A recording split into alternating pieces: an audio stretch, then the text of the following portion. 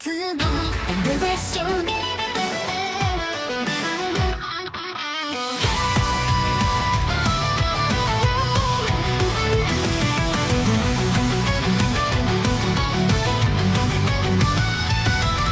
Free a king and they bestowed power to a man unknown. Set him out into the land, power coursing through his hands.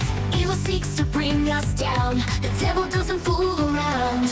Evil lies at every door, gnashing teeth you can't ignore. Trials of the sinner's life, living life under someone's knife. Evil seeks to bring us down. The devil doesn't fool around, but the cardinal, he fights to save the day. No matter the fight, he always musters the light. The cardinal just is coming.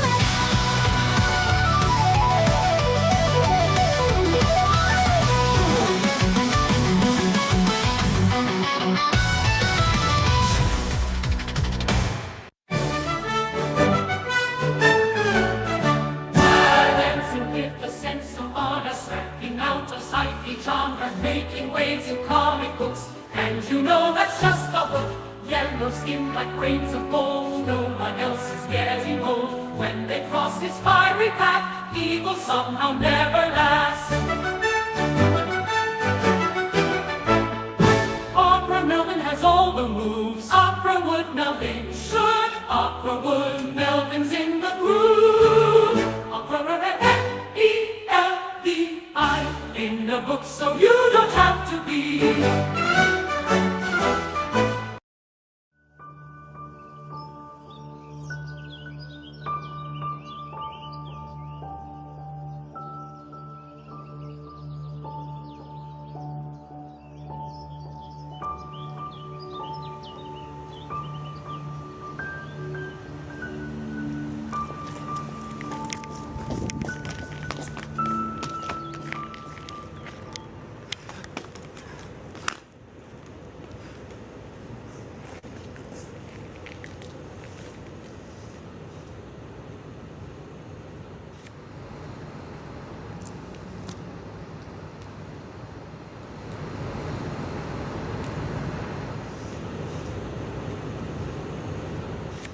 You should know by my stride and the look in my eye that you're about to be massively forced to give up.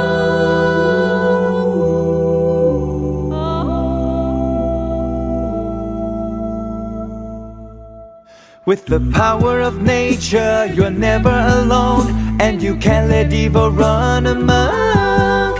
Every beast, every tree follows me to the end, and you're about to be massively fucked. Chicken attack, chicken attack.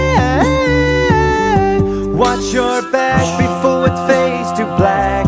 They might look harmless, but they're kicking on chicken ass. Go chicken go, go chicken go. Now go, now fly, you on the sky. You're young and you're hungry, perhaps short on money. I give you this chicken today. It's eggs for your dinner, it's legs for next winter. You won't have to steal again.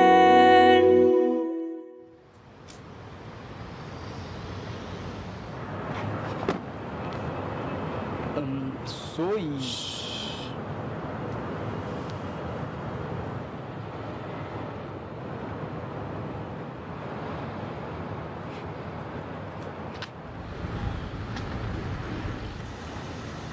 所以这到底是 Go chicken go,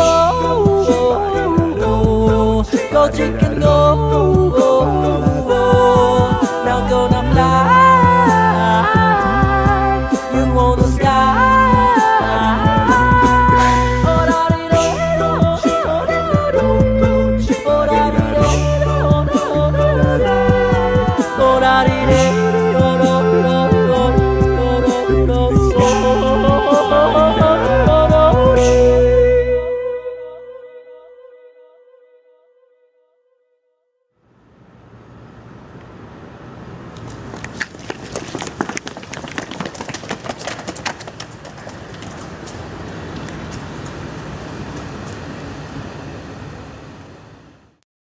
I love you, you mighty backers.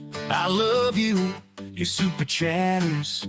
Give me cash and don't you stop. Here's my trash, don't love me not.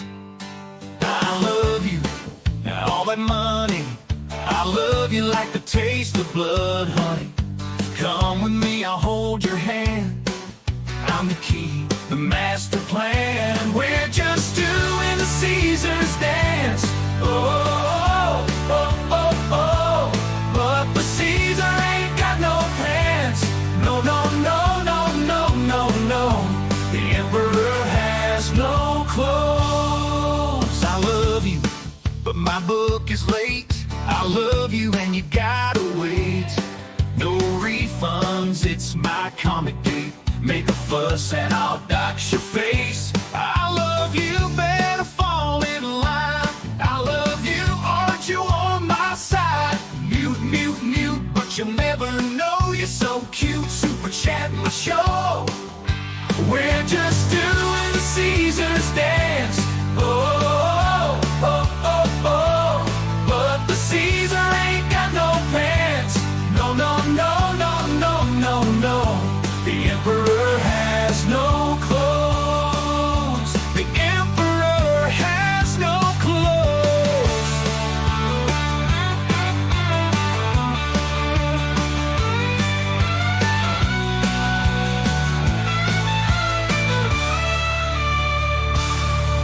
The emperor has no clothes.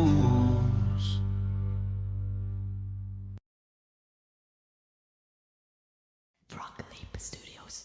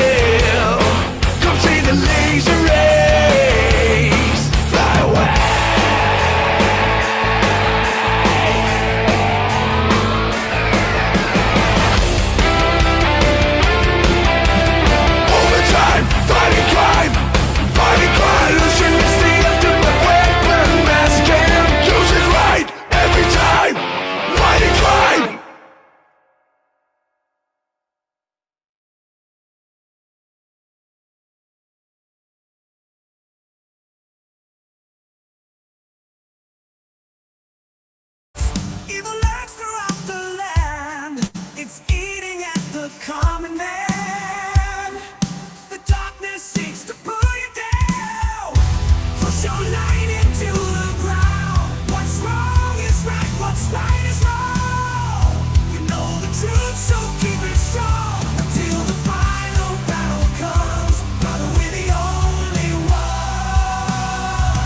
Titans rise to crush the demons. Justice is back in season. Rise to crush the villains. Justice is back in season. Titans rise, crush the wicked. Justice is back in season.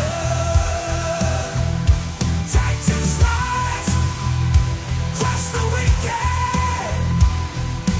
Justice is back in season. Captain or a leader of the team.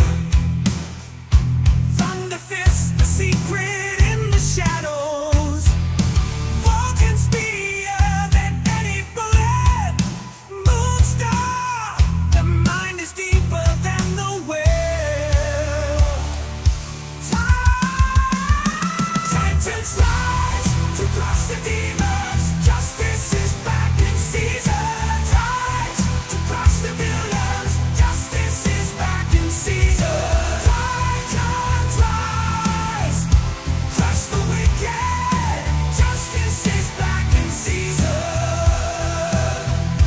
Titans rise, crush the wicked. Justice is back in season.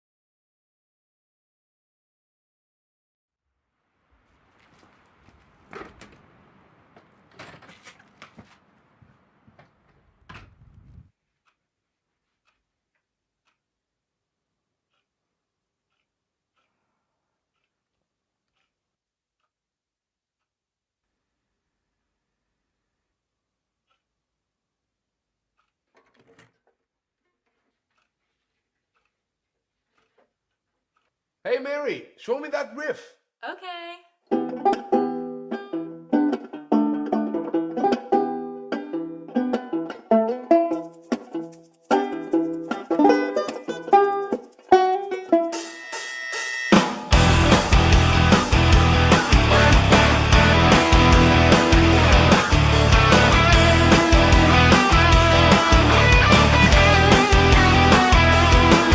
Get a shiver in the dark, it's raining in the park. But meantime,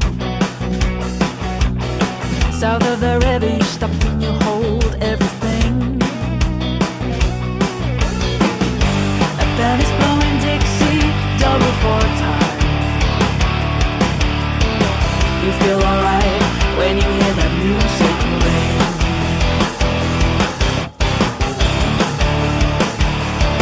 Well, now you step inside, but you don't see too many faces. Coming in out of the rain to hear the jazz go down. Competition in other places. Oh, but the horns, they're blowing that sound. Way on downtown. Way on downtown, London town.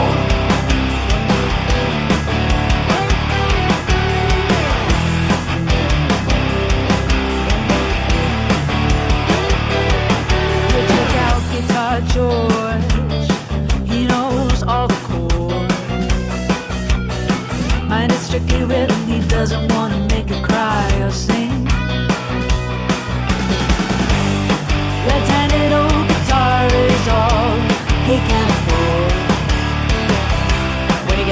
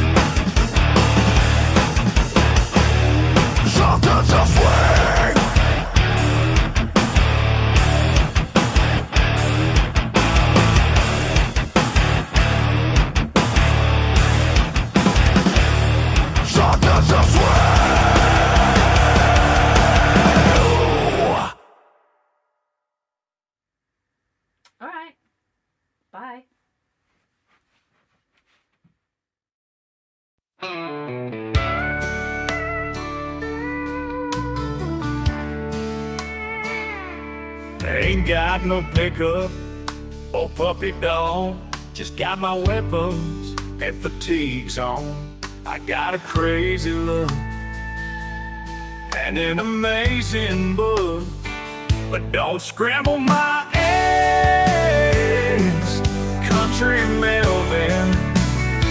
But don't shake my damn legs, country Melvin. Don't get in the way of country Melvin. Pew pew and punch two. Pew pew and punch two.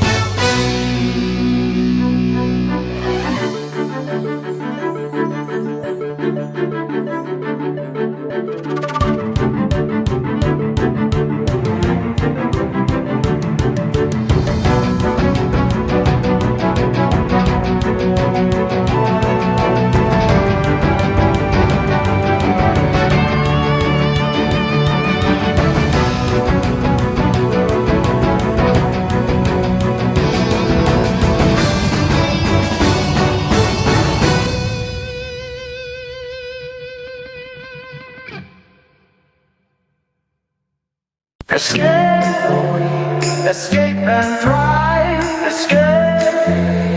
Escape and fly. Just a kid with lots of years, lots of laughter, lots of tears. Bodies age while spirits rage. Every issue's another cage. Escape from a world without heroes. Escape, bring your vision to the light.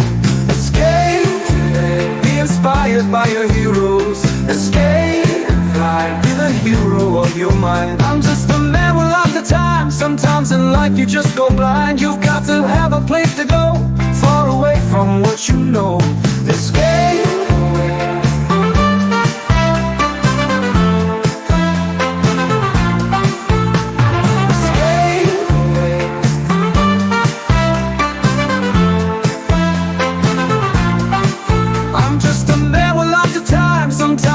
You just go blind. You've got to have a place to go, far away from what you know.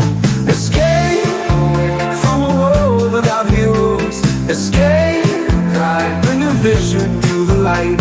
Escape, be inspired by your heroes. Escape, be the hero of your mind. I'm living a life so I can dream. All that's dirty can be cleaned. You've got to have the nerve to rise. Look the madman in the eyes. Coward not, lift up your head. You are not the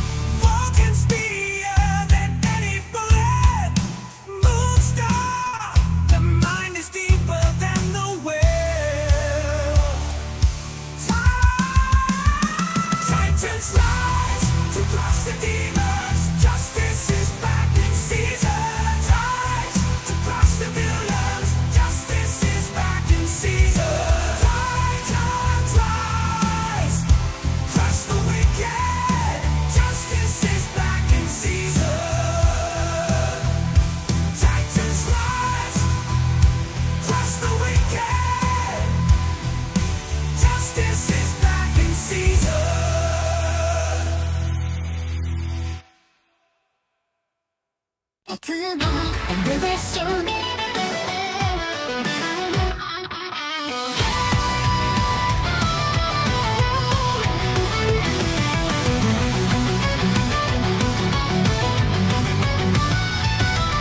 Free your king and be bestowed power to a man unknown. Set him out into the land, power coursing through his hands. Evil seeks to bring us down. The devil doesn't fool around. Evil lies at every door, gnashing teeth you can't ignore. Trials of the sinner's life, living life under someone's knife. Evil seeks to bring us down. The devil doesn't fool around, but the cardinal, he fights to save the day. No matter the fight, he always musters the light. The cardinal justice coming.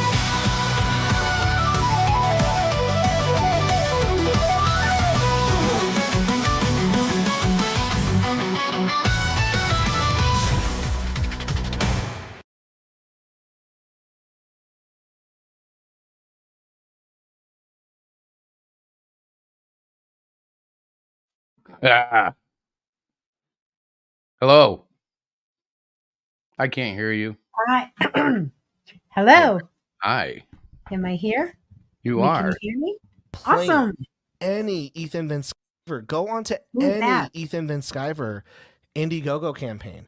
It is just complaints up the wazoo. Where's my book? How come I don't have my book? When am I going to get my book? I want a refund. I'm never backing another crowdfund ever again. I've betrayed, blah, blah, blah. It's just, it is nuts. Whereas you see people, and then what we're seeing is you know, a lot of people get pissed off of that. And like, that sucks when you have big creators like that destroying the mindsets of other people. Like, oh, I'm not going to back another indie.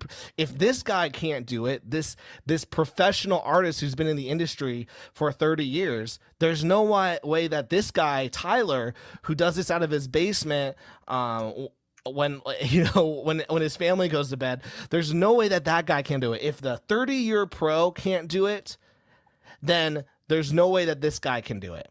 And that same mindset could apply to this, where if that guy who made $350,000 can't pull this off, there's no way that the guy who makes $4,000, $5,000, $10,000, $20,000, even $100,000 can do it. And that's a horrible precedent.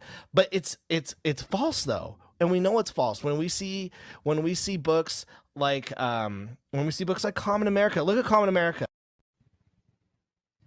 Wow. Wow. Wow. I wanted to start that off right away. Yes, I see this. It's kind of infuriating, and it's happening in real time, and I've been waiting on it for a long time. So it seems like people are finally waking up and saying, hey, these late books and these cash grabs are not good. It's true, though. I mean, and he said it nicely. He just was like point blank, you know, really just telling the truth, saying it like it is, you know. And I appreciated that. Well, it's hitting him in the pocketbook now. He just put out Elephant, which is a story about a raging elephant who can't forget about the death of its baby. And it goes on a murderous rage. And I think he's at 24,000 now. Now, for us, something like that would be, wow, that's awesome. For him, that's piddly. And it's kind of, I think it's shocking everybody because he's been pretty much untouchable. And it's finally starting to catch up with him now. Mighty Geek Studios says something interesting. He says crowdfunding is time intensive. And I suppose if you're going to do it appropriately, it is. A lot of people will take upwards of 6 months to do the sign-ups and get the campaign rolling. Right, and right. Tons of interviews, and admittedly, the results of those are great. But I don't know. I think writers may have a easier time promoting. Right. Versus writers / artists or artists, right. Period. I know I'm spending, almost every waking moment that I'm not at work or in the bathroom, I'm spending drawing. I do play some video games, and I'll talk about those in a little bit if you guys want, but it's mostly creating. And time for promotion. I know it's necessary, and yet every campaign I say I'm going to try to promote more, and it seems like I'm promoting less. I'm basically just throwing the books out on a crowdfunding campaign, and if they go, they go, and if they don't, they don't. And for me, I don't think I look at crowdfunding the way that some people look at crowdfunding. For me, I see it as a promotion. It's a way to say, hey, we have a new book on the market. Right. But I'm not necessarily looking to that to be my sole source of income in terms of sales for the book.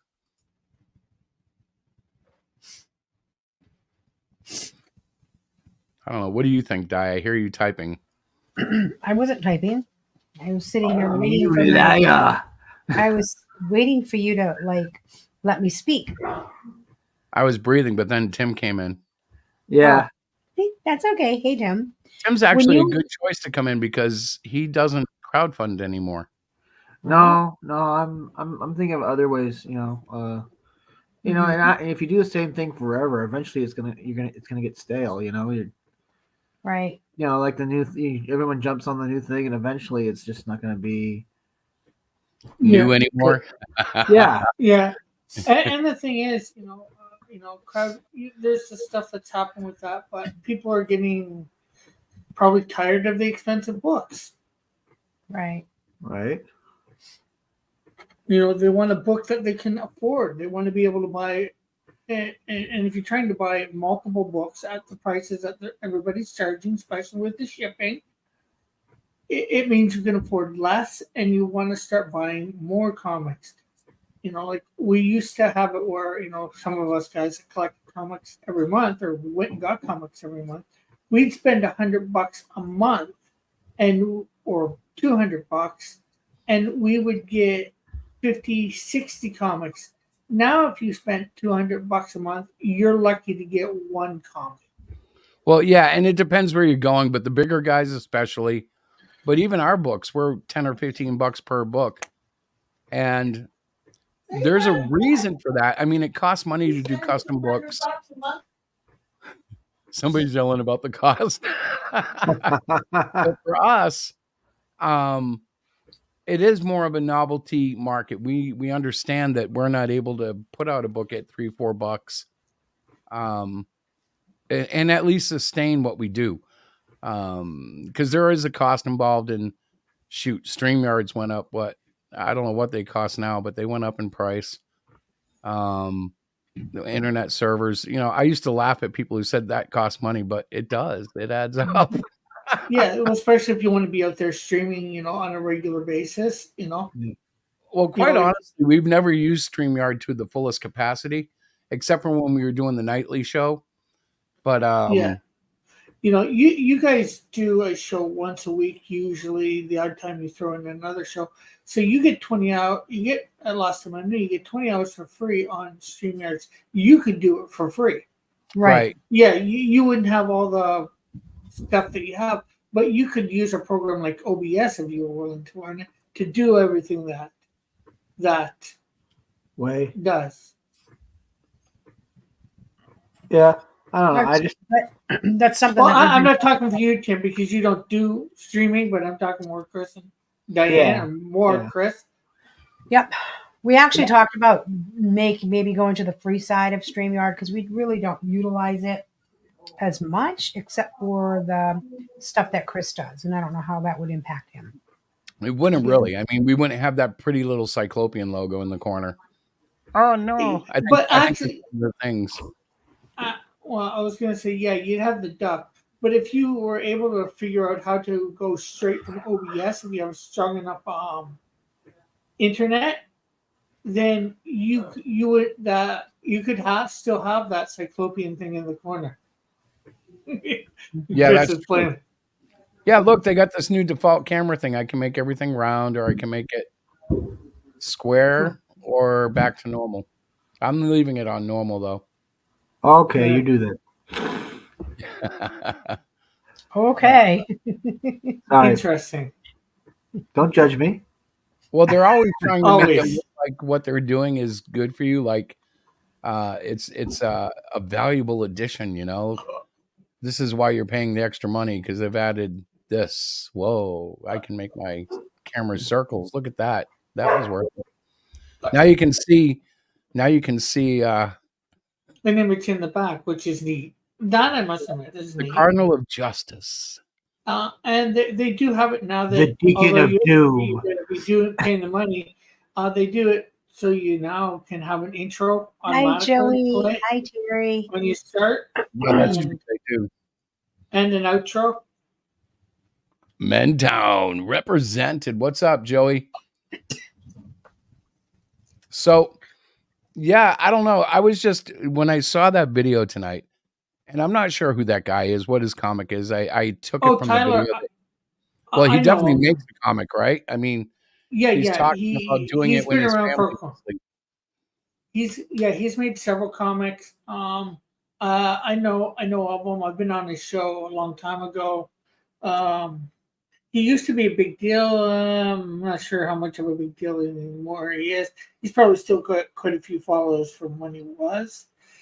No, he wasn't as big of a deal as say Ethan or whatever, but you know. Well, who is? I mean, talk about walking in with a a resume. He comes in superstar DC artist, did some time at Marvel, which of course he screwed up with the whole sex thing. And then like he went on his independent road. And what stuns me is he's very good at drawing people in. I was drawn in twice. The first time I was done with him, and then when the whole Eric July thing happened, I started watching him. He was kind of funny, and then it just got super old. Yeah, and it gets old fast. Oh yeah. At least for people like us. There's other people that just enjoy it and enjoy it and enjoy it. Well, the thing is, go ahead. Oh, I think the last trial for me was when you had this CG YouTuber who had no problem using the N word when describing Eric July, or Ethan trying to connect Eric July to Russians. Yeah, that was garbage. I was like, "What are you talking about? Are you high?"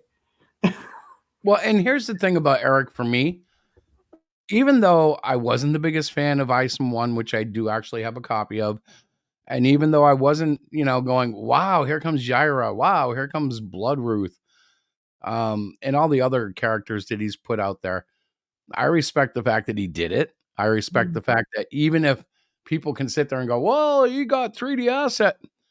Dude, when I discovered what I discovered, like, Ethan, for all his bragging, he's using photographs in the background, which he says Kyle puts in, but that only makes me wonder why it's taking so long then. If your colorist is making it look that fantastic, then all you're doing is drawing the important stuff. And I think he actually went on record saying that he draws all the important parts of the elements of the comic. But even then, guys, everybody here except for, well, Rick and I have drawn comics. It takes a while, but it shouldn't take years. At least not at his level. Yeah, and I get trying to do the detail that he wants in it. I get that. And that can take a little bit longer. But I don't think he's putting in as much as he should per day. I don't think the detail is where it should be. If you want to see something that I would say, okay, that would take years, look at Bernie Wrightson's art. Where every line has purpose, and I mean down to the last little shadow in the corner of the panel. And I'm only saying that because the Cardinal of Justice that I'm working on, my God, black and white is so amazing because you are entirely responsible for what's on the page. And even though when I color it, I'm responsible for it too. But when it's in black and white, you have to work it. You have to.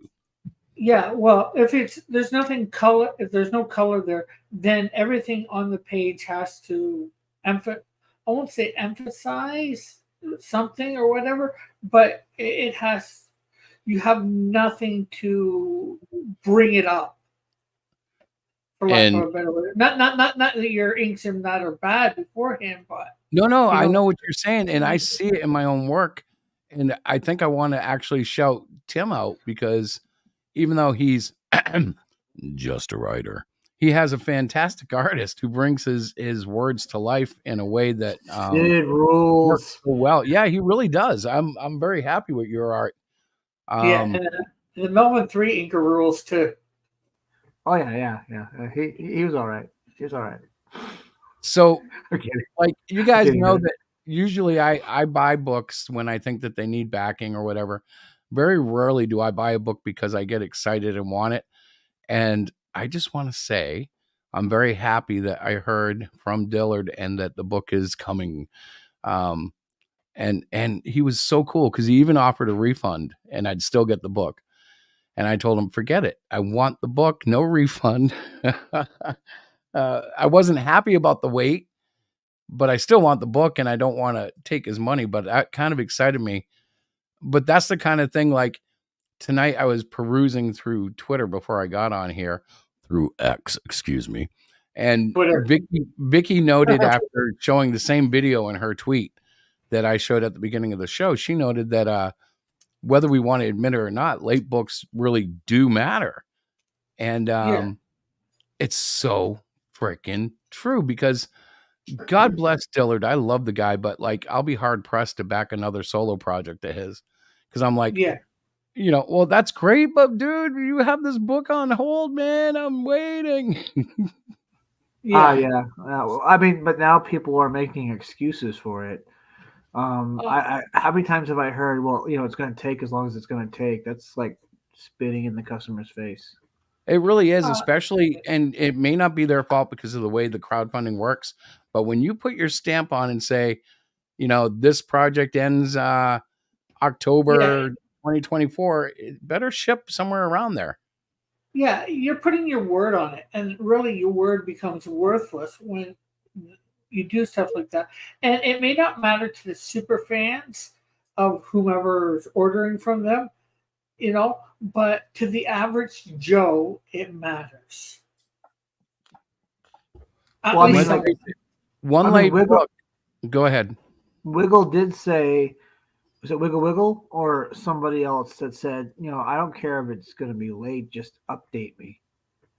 Yeah, a lot of fans are happy with that, but I always have, and maybe this is my fault, but I've always looked at it like pizza. If I order pizza from the local pizzeria and like I'm getting a pretty good delivery time and then I get a pizza 2 hours late. Okay, well, that sucks. I'm going to pay the guy. I'm not going to tip him, but I'm going to pay him. And I really like their pizza. So I do it the next time. And the next time is 3 hours late.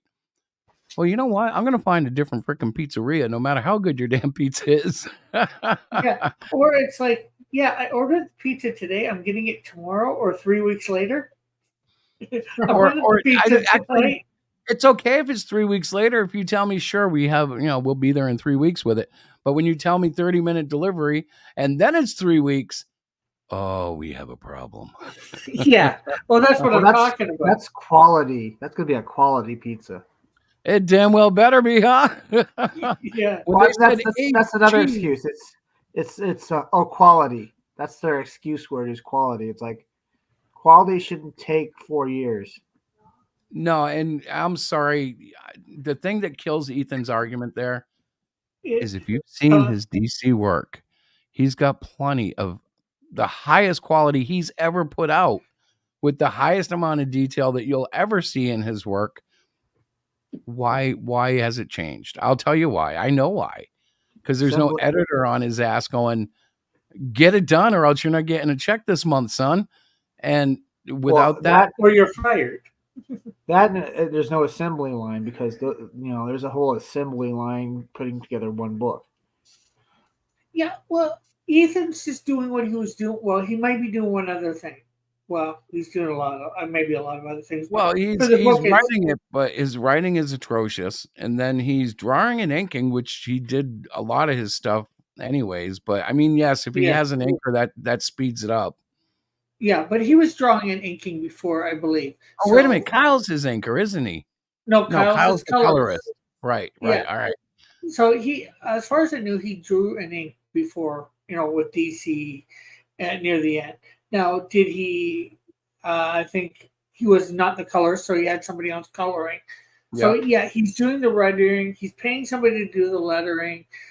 Yeah, he's got to deal with all, and even a lot of the marketing in that he doesn't have to deal with because he's hired a fulfillment company. Yeah. Actually, You know? isn't it Dynamite that he uses, or is he using someone else now? Do you remember I'm that not big sure. old? There was a big old I'm not sure. controversy. There was a big old controversy that after all that, he was Dynamite was the one filling his order, and I was like, oh, geez, that's not a good look. You know, considering Yeah. that he was playing the anti SJW, and it was either Boom or Dynamite, but the one that he was with was the ones helping Yeah. pay the bail of protesters, rioters for BLM and stuff. Yeah, but you want to know something? He looks up. Hopefully, he went for the best price, and he found that through them. I won't, beseech him for finding the best Oh, I price. will. No, I will. I'm sorry. I don't care if the printers who do Marvel and DC come to me and tell me they can do my book for 40% less. I'm gonna be like, no, sorry, no. Well, No. also, weren't we? Wasn't his whole rhetoric about we're taking on the mainstream, and he's using the mainstream? That's what I'm talking about. It's like, yeah, to me, Yeah. that's mainstream but enough. If you've got that kind of distribution into, LCSs and stuff. Well, that's not distribution. He's not using them for distribution, from what I get. Just printing. Yeah, that's true. That is true, because if he was using them for distribution, he wouldn't have so long. When he announces it's going out and they start trickling out, it's like when Diana does our orders, she can do it in one trip. We don't get that many orders. We get a lot of stuff ordered by a few people. When they do it and they have thousands of backers, wow, that's got to be. I know when I've had 60 or 70 backers, so I know. So you don't know what it's like to have thousands. That's gonna be sick, bro. Think about it. I don't know what it's like to have thousands, but I do know what it's like. I know I have to usually make a couple trips. And, usually I take my overseas ones at one time, and then I take my ones to the States at one time, and my ones to Canada at one time. Just to make it a little easier. Canada's scary, man. I hate sending stuff to Canada. They're like, oh, you want to send a 25-cent stamp? It'll cost you $32. Now, what do you mean? Well, you have to go through 3 provinces, sir. What? We have had over 50 on a few campaigns, and it nearly took me down. Yeah. It didn't even. I'll admit, for the last campaign, I had my mom, just because she had a free bus pass, it didn't cost her to go there. I just, got her to take it, but I got everything ready for her, so she just had to show the post office people thing, here, and here. Well, I mean, in indie comics, okay, like the way it's done, I don't understand, because these guys who do bigger campaigns are obviously going to a print shop and they're getting, quote unquote, a better price. Like, that's the whole thing that people tell me. It's a better price. It's a better price. But when Diana and I priced it out for those small quantities that we're looking at, it's not a better price. In fact, it's either, right around the same price we pay for on-demand printing, or it's even a little more. But see, most of the time, from what I get from you guys, is you don't print a fair big number. You print like 10, 20 at a time, or what? Or even less. I mean, if our stock is good, we might only order, 3 books of this, 5 books of that, 7 books of that. It depends on what's sold. I know we sold out of ones, which was a beautiful thing. And now we have to consider how many to keep in stock, because they do well, because that's where everybody wants to start. But we're almost to the point where I can do my 12-issue full assembly book, and then I can think about letting Cyclopean 1 through 12 dwindle out and start carrying 13 up, along with the Cardinal graphic novel, which is I would always keep a few of the 1 through 12 on hand, because we can still sell them through Amazon and Ingram Yeah. Spark when we put them up on there, but we don't necessarily have to carry them to the shows. And then I Yeah. can steer Well, people like to a $10, book that's got well, 12 issues in it. well, and I'm not sure what you're paying guys per issue, and I don't want you to say on air, obviously. But I know when I order like 100, 200 books at a time, I'm not sure whether I'm getting the same price as you, maybe cheaper than Amazon per unit. Well, when we looked at least one of the big printers who a lot of our locals use, I think it's Wellspring actually. It was I think it was like 5 or 6 cents more per copy, Yeah. which made me go, And the thing is, if you guys got 9 books, if you printed some of them all at the same time, depending whether it's digital or not, you could, if you're printing like say 300 copies between all of them, depending on your printer, he might add them as all one thing. I know that's what my printer does. Well, I know Like, that's what they should do. The printers should give you, like I used to work in printing, and I know the price breaks used to start at 500 and they were very small. The people that we gave real breaks on were like 10,000 copies plus. But we were working, well, some of the stuff was similar to comics where it was a 4-color process. Catalogs. Oh God, I remember a medical, it was nothing but medical phone numbers. And it was for the Central Florida area. And there were literally like 100,000 listings. It was like a yellow book for doctors. The yellow pages or white pages. It came in as a PDF, and I was the one responsible for formatting it. And I had to use something called Distiller. Now, you youngins out there probably never heard of Adobe Distiller, but it made a PDF editable, which of course now PDF Pro will do it no problem. But back then you had to use this. Oh, it was horrible. It was like you'd see everything in code, and you could change like minor typos and go in and reformat stuff if you could get into the code deep enough. But oh, it was hell. And I was geeking up to do it. Oh, it sucked. It sucked. Never used Distiller, my friends. Not Adobe Distiller. I don't think they even have it anymore. It's all been incorporated into the PDF. Like I said, I don't know how you guys do it. I don't know how your printer does things. It's all digital. Well, I'll be frank about it. We use Amazon right now. We're going to be. I know you use Amazon. We're going to be switching over to Ingram Spark, but even that, what? Go ahead, finish your thing. Oh, you go, babe. Well, I just been listening to chit chat about printing and stuff like that. But what do we think of the gentleman that we had on the video who was, kind of complaining that some people's books are later than they should be? Let's face it, the biggest crowdfunding. Well, he's right. Yeah, he's right, and the biggest ones are making the worst example. It seems. Yeah, and everybody else, there are people they think that's the way to do it. Right, or they're afraid to because it takes 5 years to get a book done. So the smaller creators like ourselves, who maybe a person might be looking at to purchase a book from us, may wonder. However, we do have a good track record. Rick has a good track record. You have a good track record, Tim. You've always fulfilled your orders. Well, that's the best way. That's the best way to combat it on a one-on-one level, to look at your backers and say, I understand. Yeah, we've only done 12 issues or 12 comics in the last 2 years that came out on time, whatever it was. We do have a really good track record.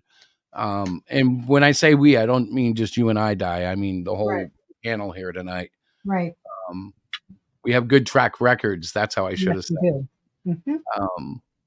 But like for someone else, and even then, having a good track record doesn't mean anything to someone who's perusing through a crowdfunding site looking for comics. Yeah, because they don't know whether you have a good track record necessarily. Right. Even when you brag about it, it's almost like they go, why is he bragging about it? What's he hiding? You know what I mean? Like it almost seems suspicious. But that's the nature of what we're facing right now. It's a hard sell. And that's why, like as much as, we're all doing, well, Tim's not doing crowdfunding, but you're doing crowdfunding. Hopefully, I'm doing crowdfunding. Hopefully, with the Ingram Spark stuff and all that for you guys, you'll not have to do crowdfunding. Well, I think I still want to, because I do enjoy that whole, ladies and gentlemen, it's going up for sale in 3 days, and then there's the whole, we have a 30-day campaign, although I did 60 last time, and we're gonna count it down. It's just kind of fun to have that artificial. Could you do a launch of the new issue out? Yes. That's always a thing. Oh, it's going live on Amazon in 3, 2, 1 or something. I'm not sure how you do that, but yeah, but you know what I think when I hear that? Yawn, because when you do a campaign, at least when you're doing a crowdfunding campaign, you can put in stretch goals, and there's extra stuff you can put in for sure. That's when you yell boobs several times to make sure everybody's paying attention. Yeah, but I'm doing my books for kids. Honestly, The Cardinal is going to be a young adult graphic novel, and it's not going to be sex or language. Okay, you start yelling boogers. You know what goes over even better? What? Just walk in the room and go, "Who farted?" Oh. You want to see a room of fourth graders die laughing? Just walk in and ask who farted. There doesn't have to be any sound or even a smell. You just have to ask it. I just can imagine a stand-up comedian just saying that for about 30 minutes. Hey, Diana just gave me the Christopher clearing her throat thing. No, I was trying to. Yeah, but who farted? Sorry, guys. That was just... Diana, would you agree with me? Farts work best with kids over any other joke. If you want to make a room full of kids laugh, a little mature toilet humor, like you don't want to get not mature, that's the wrong word. A little immature toilet humor. You don't want to go like too mature.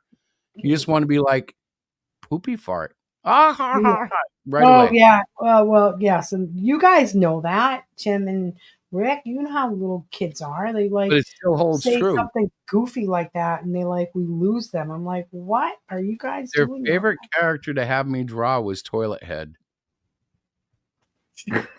What the hell? You've never seen Toilet Head? I know I've talked about him before. I've heard of him. I've heard of him through a different artist, Popcross Studios. Well, anyway, I was gonna say I kind of like the idea of trying conventions and going to events and getting a booth at events and stuff. Yeah. Yeah, I do enjoy that, and I don't like setting up. I don't like traveling, but once we're there, yeah, I'm into it. All I know is ever since I read "Get in the Van" by Henry, "Get in the Van" on the Road with Black Flag by Henry Rollins, it's just been like, wow, traveling, going off to on adventures and stuff. Wow. I'm listening. What the heck is? And I'm distracted by that weird image. It's frightening. That's Toilet Head. Wow. Here's a better look at him. That's terrifying. So you see the guy on the far left. Kids are into, You see the guy on the far left with the radio head. Yeah. And then there's guys up below with different kinds of heads. There's a whole series of videos with toilet heads fighting these guys. And like every video turns the tide. One video, toilet head wins, and then the next video, the radio head wins.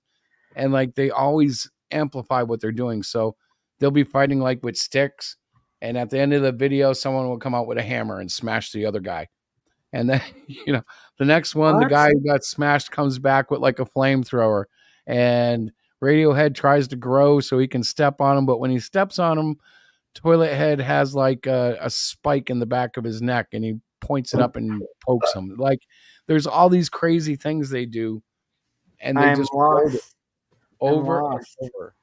This is like this is like what you see when you drop acid or something. So I've heard. It really is. It's bizarre. But they do love it, which is even more bizarre. I'm sorry, that character looks like a serial killer. Like that's the last thing you see before he kills you. Well, the good news is he's extremely easy to draw. So when he's requested, I get a big smile on my head. I'm like, all right, we just got to draw a toilet with a psycho head sticking out of it. That's easy. Thank you. It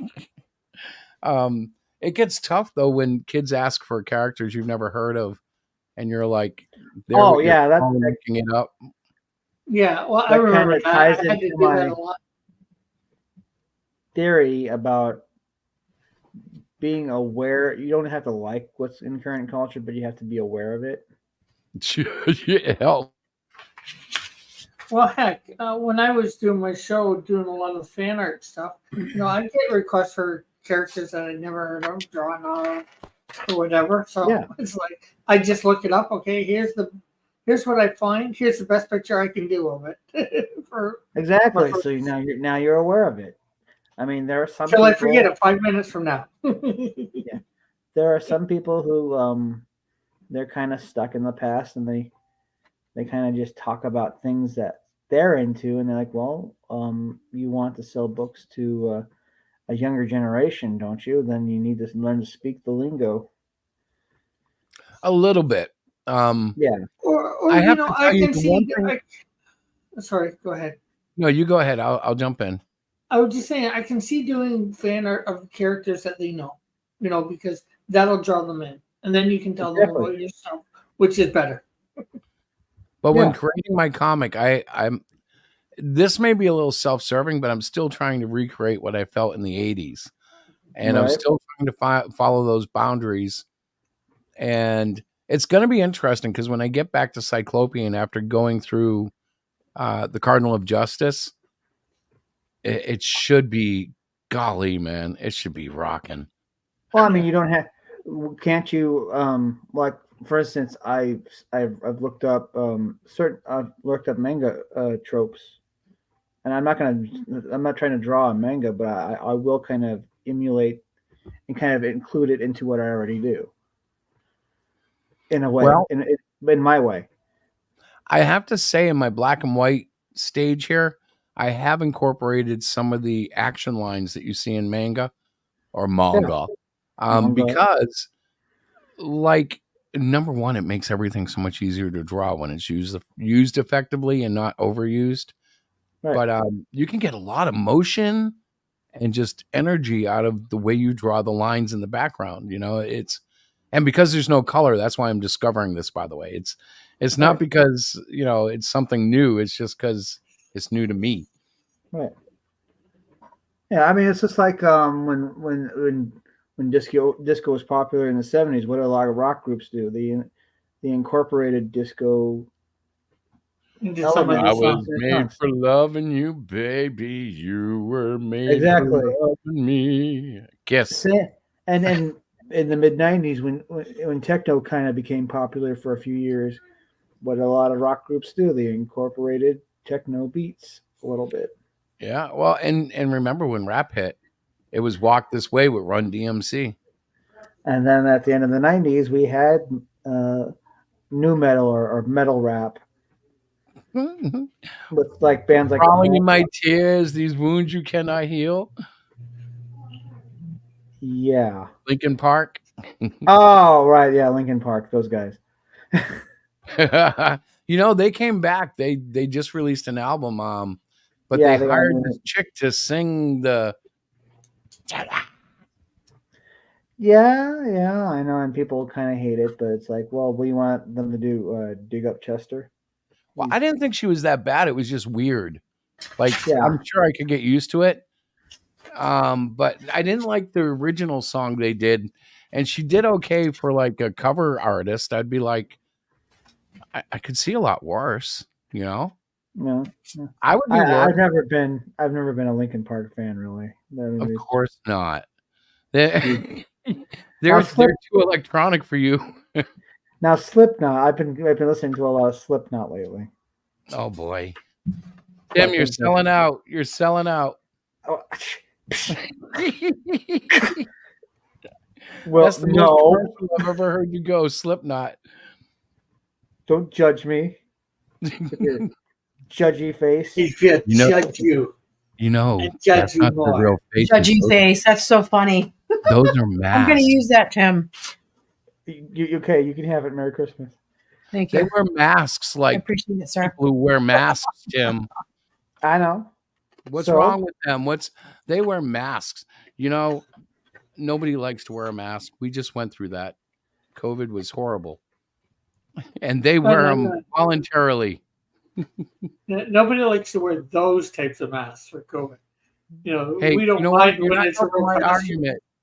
God, you Canadians. But they're Canadian-like behavior. I know My you guys grandmother all was wear Canadian. ski masks. Canadians wear I'm ski sorry. masks like 8 months a year. Not. It's so cold. They're all they live in igloos and they wear ski masks 9 months And a year. they eat moose and drink maple syrup, and their prime minister is a weirdo. Oh, this is true. The last part. Our prime minister is a weirdo. But at least they have a time traveling Indian. Yes. True.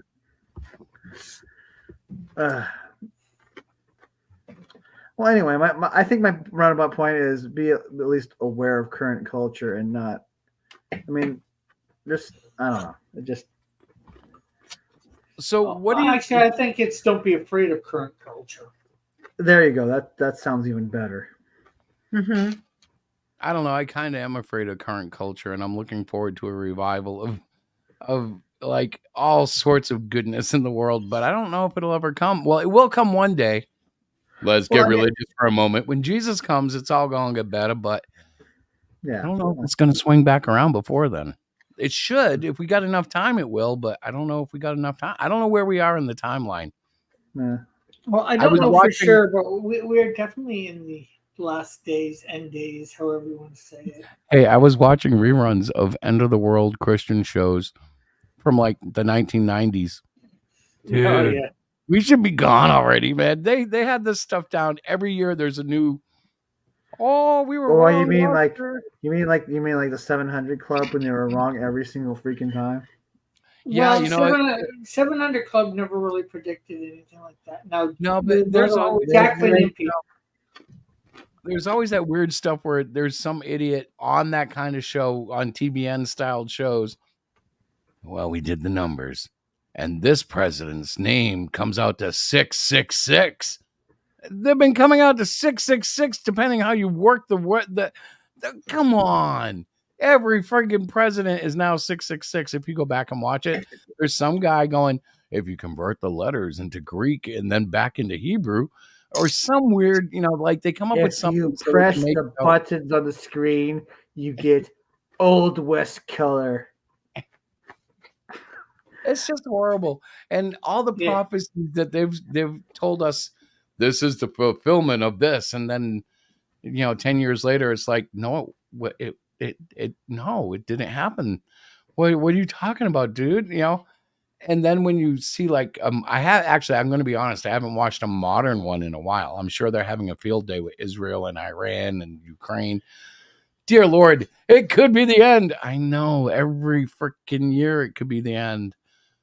Live every day like it's your last day. And by that, I don't mean go out and sin. I mean, remember that. Be loving to your neighbor. And yeah. Well, I'm just imagining Jesus walking to the door with a suitcase, and he keeps hearing him. Oh, it's Samuel. I'm gonna wait even longer. Puts the suitcase back and then just walks back to the living room. Yeah. Well, first of all, most of the people that are predicting should know that they shouldn't be predicting this stuff because no man knows the day nor the hour. Now, I have a funny thing with that, a joke thing. Technically, because of all our time zones and the international dateline, Christ is coming back on 2 days and every hour on the clock. Oh, that's funny, Rick. No, I know what you're saying. I'm messing with you because you said you have this funny thing. Yeah.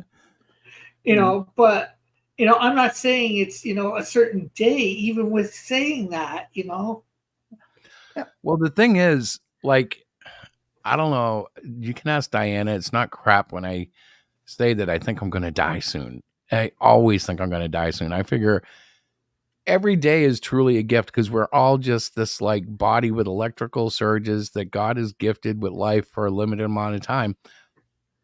And the messed up thing is we won't die until it's our time. I should have been dead 4 or 5 times already. And God is Yeah. like, no, it's not scripted for today, son. You're Not gonna Yeah. yet. suffer some more.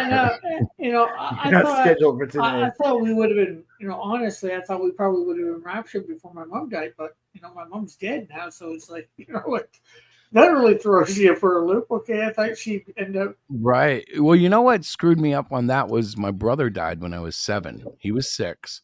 And that Yeah. totally messed with my whole like, you know, belief that my world was untouchable. Like, because that's what happens. We get into this realm of like, okay, God's got me in a certain world and it's never going to change. It's going to be this way my entire life. And then when we lose our parents, or in my case, it was my brother at an early age, it's like, Yeah. oh snap, man, this is like crazy reality. And here's the thing, your reality could be just as over tomorrow if God decides that's it. You know, it's all in his hands. Even the unfortunate souls that take their own lives, you know, they could be following the script of God says today's the day, and how it goes is between God and them. I don't know, like I know the Catholic Church upholds that suicide is punishable with hell and all that. I don't know that. I don't know how Does it God, say that in the Bible?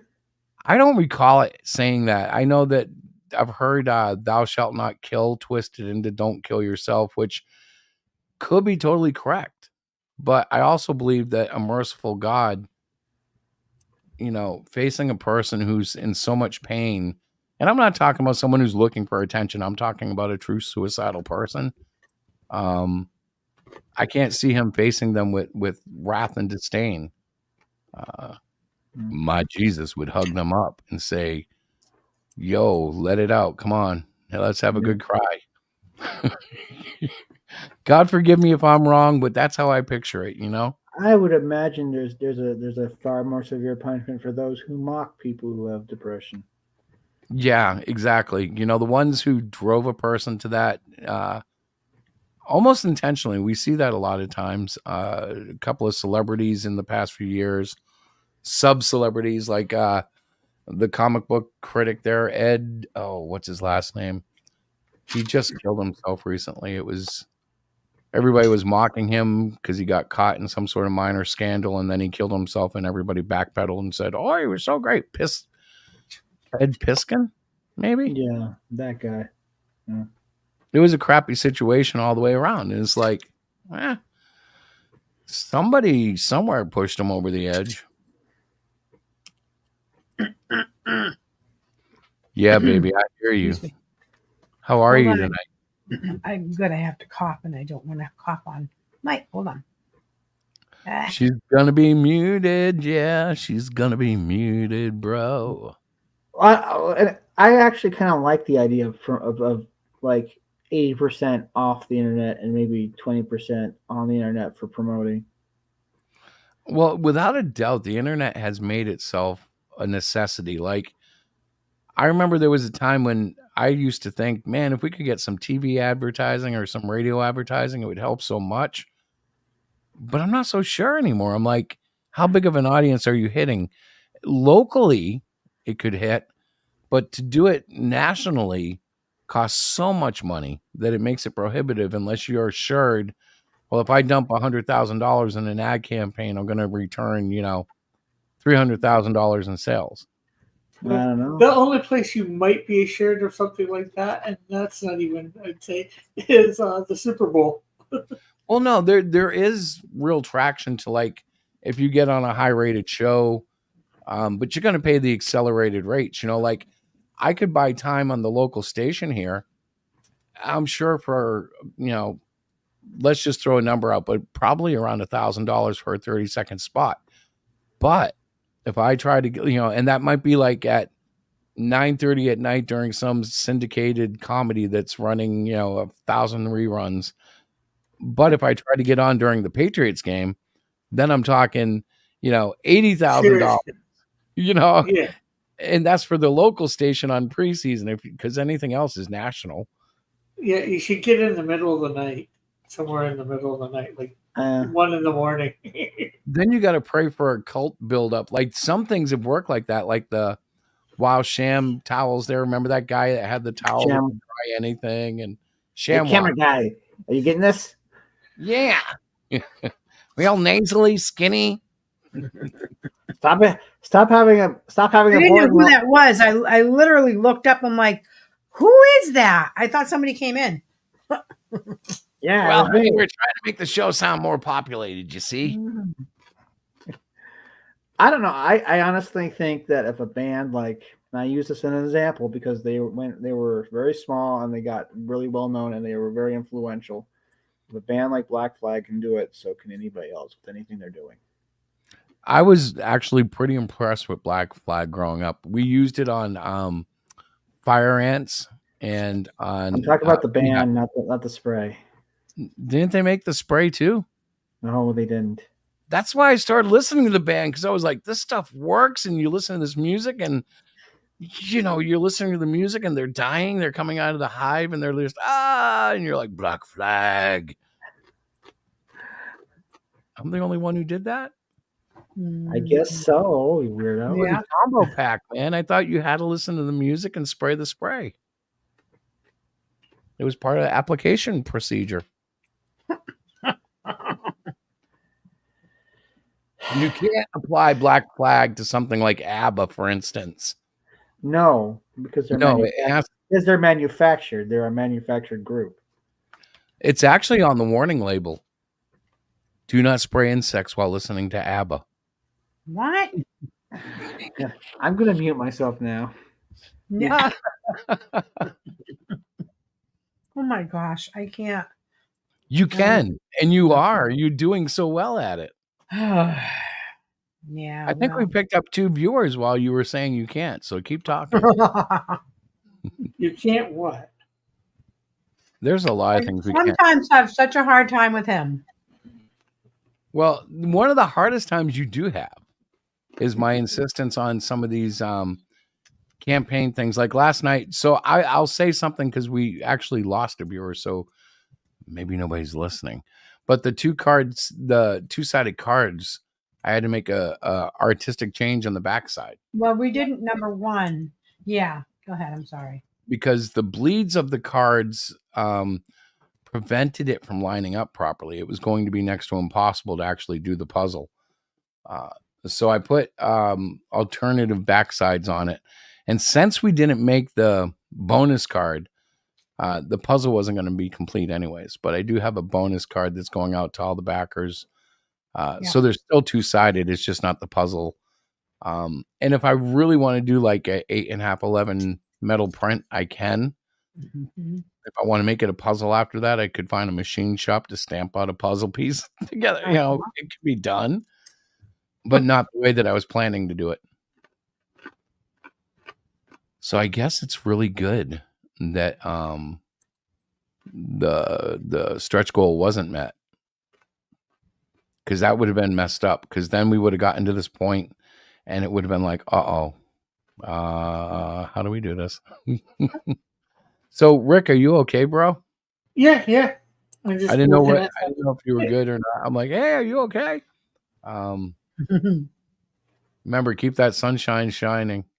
Yeah. Every day, that's one of the things. I wake up, and I usually wake up about 3 or 4 in the morning, and I get up and I'm doing my stuff. The cats start realizing I'm up, and they start hunting at the back door. They want to get out. And I have to wait till the sun is at least peaking, so there's a little bit of light on the ground, because I refuse to let them out in the dark. We've lost several cats in the dark. Mm-hmm. We have fisher cats. We have other predators roaming our neighborhood. I'm like, yeah, not so much going to let you go. Yeah, but boy, do they hate it. When they do come in, it's amazing, because sometimes you can call them, and like dogs, they'll come running. Other times they want to come in voluntarily. Tonight or this afternoon, I let the cats out, and Brave must have had something outside already, because he came right back with a present. And I had the door set up so he couldn't come back in so easily, because they like to bring in their dead. And he came up with a bird head in his mouth with a feather coming out the other side of his mouth. It was a long feather from part of the bird. God bless the bird. And he wanted back in the house, and I had that little screen Diana bought a cat door, and I can lock it so they can't get in. They can get out, but they can't get in unless I let them in. And thank God, man, because this thing was a drippy, nasty, and I was like looking at him, going, "Good boy, take it back in the yard, get out of here." Because we've had to pick them up with animals in their mouths and take them outside because they won't let them go, so we can pick them up and clean it. Or remember the live mice? We had live mice in the house, not because our house has mice, because they brought a live mouse in my house. It's like, what are you doing? It's not a toy. And we know that if we leave them with it, they'll generally destroy the creature, and then we have to clean it up anyways. But one day it brought in a little mole about 2-3 inches long, and I thought I would be wise. Okay, I couldn't catch it. I couldn't catch him. He had it in his mouth and was running around with this living mole. And he ran into my office, so I closed the door. I said, okay, I'll give him 5-10 minutes, and then I'll go in. I'm sure it'll be dead. I'll just clean it up, right?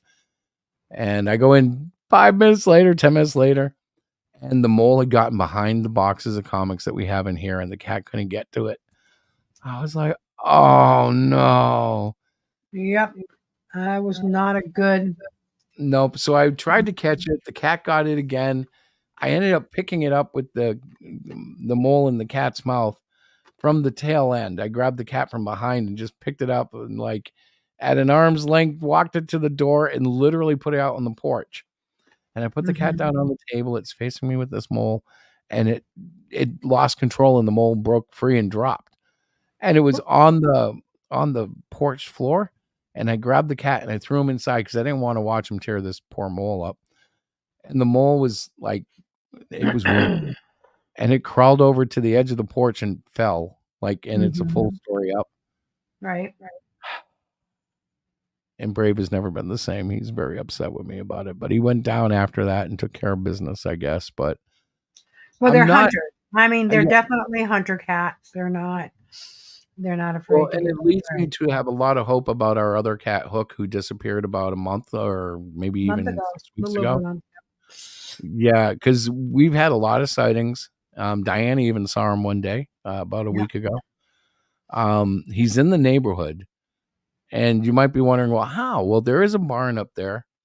It's possible they're feeding him and letting him hang out in the barn.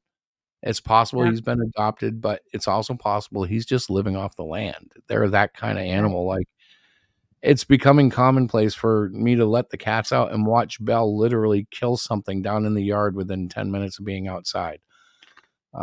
She's a ninja. And brave too, but not as quick. Belle just goes out, kills it, eats it, and comes back in. I'm like, wow, that's just vicious. She doesn't really like our special food. We have like special, what is it called? Toppers. Yeah. They're these real savory, meat-filled little soups that you put on hard food that cats love. I know Brave loves it, but Belle will just kind of lick it a little and then go outside and kill something. I think you put people to sleep. You like real food. I put Tim to sleep. It's a beautiful thing. Me to sleep. No, I'm putting you to sleep. Baby, that's just my love vibe. Oh my God. Can you feel the soft arms of the It is. It's 5 of 10. Listen to him. You guys, I'm not even kidding you. What are you talking about? 10 o'clock. He changes. He gets so tired that he starts being so crazy. No, my focus was on crowdfunding, but really nobody wanted to talk about it. Not too deep. We didn't get too deep. Talk about it. We didn't get too deep on it. I mean, I don't know. There's you're either for it or not. So there's the whole thing with Razor Fist. Have you heard that story? No. So he had a highly successful comic book with George Akalopoulos, G Prime 95. And he let G Prime 95, George, handle the fulfillment and distribution. And he screwed it up pretty badly, I guess. $50,000 short on shipping. And apparently he had contacted Rippaverse and had a minor conversation with them. but he determined that it would be too costly without getting any actual quotes, and told Razor Fist that, yeah, we're not going to be able to use them because it's going to cost too much. And it like blew up in his face. Like, you know, being short on shipping is not a surprise the way postal can change, but he Yeah. totally undercharged for like the overseas. Oh, yikes. And That's I'm where sure there were some Canadian errors in there too. So it's just a shipping problem. Well, a shipping problem, and I don't want to speak ill of George, but I know that he's a little weird about his production and his comics. We have one of his books that was produced in his house because for a while that was the only way he was making comics, was if he produced them. And I mean literally, like he printed them on laser, 1117 folded, and he had this beautiful laminate gloss cover. And the book itself was wonderful. It was too short. It ended too soon, but that's a testament because it was still like a 30-page book and it felt like it went by in seconds, and it was stunning. He's a great artist. He has a style and everything. Mm-hmm. But there won't be no good for the yeah, you shouldn't probably have him fulfill your book. And Razor Fist defense was, he had never done it himself. But man, I'm like, oh, that's so careless. Brother, writers out there, you guys, Tim can tell you, be sure who you're doing business with. If they're not reliable, if they're not, never rehire them. Well, I can see the guy's point. The guy's fulfilled a few things, right? So he must know what he's doing, right? But you would think anyways. But that big of an error on shipping, that is... Well, it was the shipping thing. Yeah, that's huge. I was gonna say, never think that, because like I thought a certain artist for Melvin 2 was getting an upgrade when I was wrong. Dead wrong. Yeah, it happens. But I was thinking more like, I'm going to give a plug for our friend, but like you got involved with Critical Blast, and it was based on a long-standing reputation that RJ has, and he does business fairly with people, and you're working with him. There have been examples. I think it was Liberty Comics or Liberty Distribution or something. They had ripped off a bunch of people, including Luke Stone, who ended up making Fund My Comic. Yeah. There's been some bad companies out there saying they would help us and they don't. But again, it's all about knowing who you're dealing with the best of your ability too. Yeah. I know. I'm pretty sure I know who Tim's talking about for the one artist. I won't mention his name. But yeah, anytime Tim talks about a bad artist, I think we all think of the same guy. It's just because really we don't disparage too many artists. Well, the artist, his art was good. He just had bad administrative stuff. I didn't like his art either. If you really took a close look at his artwork, he took shortcuts. Yeah. He took shortcuts, but his art for the most part wasn't. Comics is in the house. Hey, Outcast. His art for the most part wasn't that bad. I'm not going to disparage him where. I think no, Rick. I really think it depends on the project. There was one he did with another publisher that I backed digitally, and when it came, I literally got into a DM with the publisher and started an argument because I was like, "This is horrendous." It was the worst comic I could imagine from somebody who had done a lot better. His work, for instance, on the Melvin was even better by far. And I don't know if I want to mention the title, so I'm not bothering, but it was horrendous cover to cover. And I'm just going by the art that I had seen of him. I have never seen any of it in person. Well, the one project that he was pushing, I thought looked promising. The one with the big, monster and whatnot. But it never happened. That's another problem with crowdfunding, because so many of these just disappear. Yeah. There's nothing worse than buying a book that never comes. Yeah, well, good thing is all his artwork has been removed from my books, so I don't have to worry about it. And honestly, and I know you didn't do it for this purpose, but that is a huge notch in your hat. Well, You know what I'm totally saying? That's is. a huge feather in your cap. I don't know if I would have done the same thing, honestly, but I once you did it, I was like, makes sense. I didn't even think about it. I just contacted Rob and said, we need to replace some things. But it was an awesome choice, bro. Yeah, well, right now Sid's working on page 14 and a flyer that I want to use. If I can't get a table next year or a booth at next year at Gym State, because I'm on the wait list. Yeah. Well, I'm not sure whether that's going to happen or not. I'm thinking of actually doing a con up here, a small con. That was another possibility of adding, because I mean I already have. I decided to just make a list of cons, and I'm bound to get into one of them. True. Yeah. Well, that is true. Yeah. Most of them, if you apply early enough, you can get into. That's Gym State. I mean, for next year, it filled up so quickly. I literally had just signed that application out. Yeah. And then I got an email that says that they're pausing the application process. So they must have just gotten like a bunch of them all at once. Yeah, that makes sense. Well, see, they contact a lot of the people that they had the previous year and say, "Hey, do you want a table or whatever?" And a bunch of them say yes. So they can contact those ones first. So probably half of your stuff fills up that way first. Or in most cases, though, if they have a table, they're gonna give it to you. If you have tables available, most of these cons are happy to take your money and put you in there. The problem with I've seen is lesser known can hurt. We've been there where people don't know who you are, and you end up, behind a pole or. Yeah. But I gotta be honest. This year we've had really good placements. Yeah. Yeah. I had a pretty good placement this year. I was like, I don't know, 50 feet from the door. That is pretty good. So my backup plan is if I can't get in the Gym State, I can at least maybe print up like a small stack of free books and some flyers that advertise all my books on Amazon. Yeah, there you go. Spend a few days handing them out. Something. We had a guy at our show this year.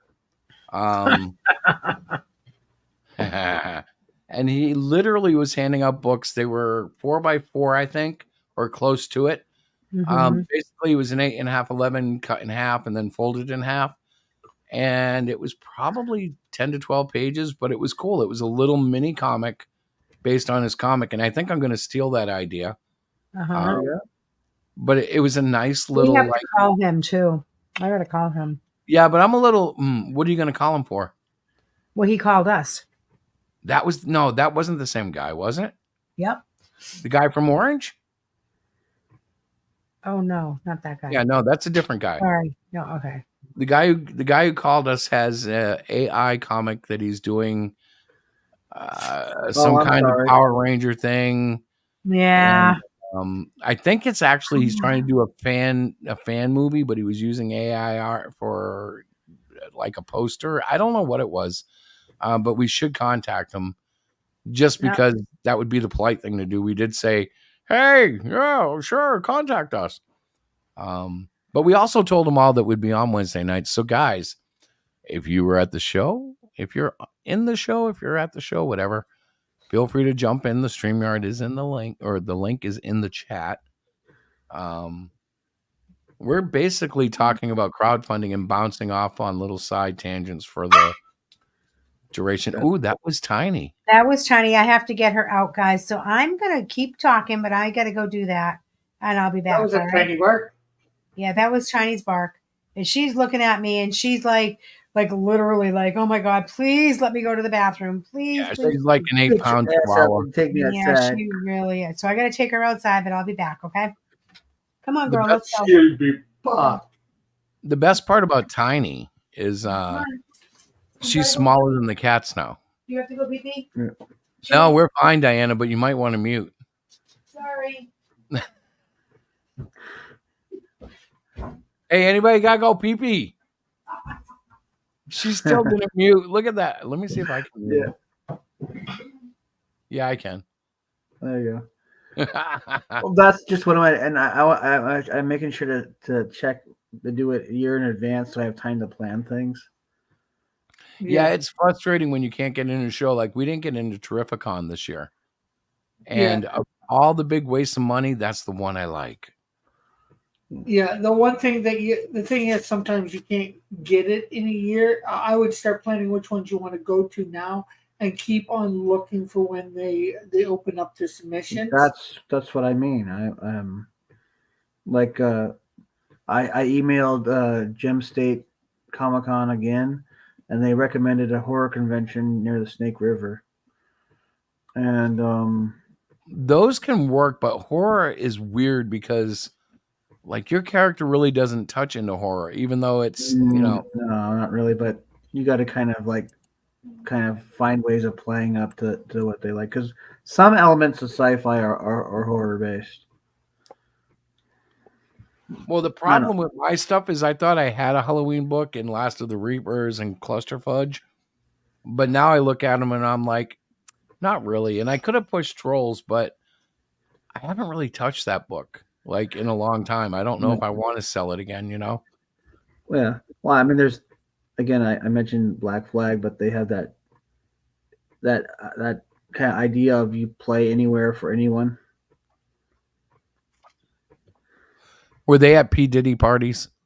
No, they were not at P. Diddy parties. I was just checking because you said play anywhere for anyone, and that made me nervous. No. Again, F no. Oh yeah, Black Flag are real. They're a real band. They're not. Yeah, they wouldn't hang out there. No. It was funny because we were listening to. Don't laugh, Tim. I already hear you laughing. I haven't even said it. I'm gonna mute myself just in case. We were listening to Winger live last night, briefly, because they were playing one of the songs where the guy really went off, and as a guitarist, Winger had some really great work in their little hit album there. I forget the song, but I wanted to see how they did it because the guy who initially recorded it had like these 3 super hard tracks going all at once. And I knew it because I had tried to learn it and it was incredibly like impossible to play. And they had this like Winger 2024. So I turned it on and I fast forwarded it to the track list number that said it would be on. Headed for the Heartbreak was one of the songs, but that wasn't the one I wanted to hear. It was one of their upbeat ones. And it wasn't She's Only 17. It was the other one. But at any rate, it was funny because they had a keyboardist, but when they did this song, he dropped the keyboards and picked up a guitar. So they had 3 guitarists, Kip Winger on bass singing the lead, and some kid on drums. And surprisingly, it sounded really good. They're playing down half a step so Kip can hit the notes.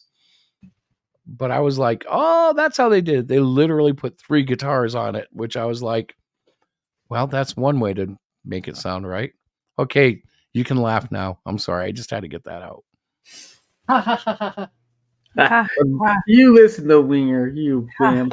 The guitarist, and I can't remember his name now, but I really loved Winger's guitarist on their, She's Only 17 album there. He had some great solos. Unfortunately, he was a California twit. Now, what I mean by that is when you would listen to hair metal, you would run into studio guitarists who were phenomenal, but they were literally like wearing wigs and makeup and just trying to fit the trend. Kind of like what you were talking, but overboard, Yeah.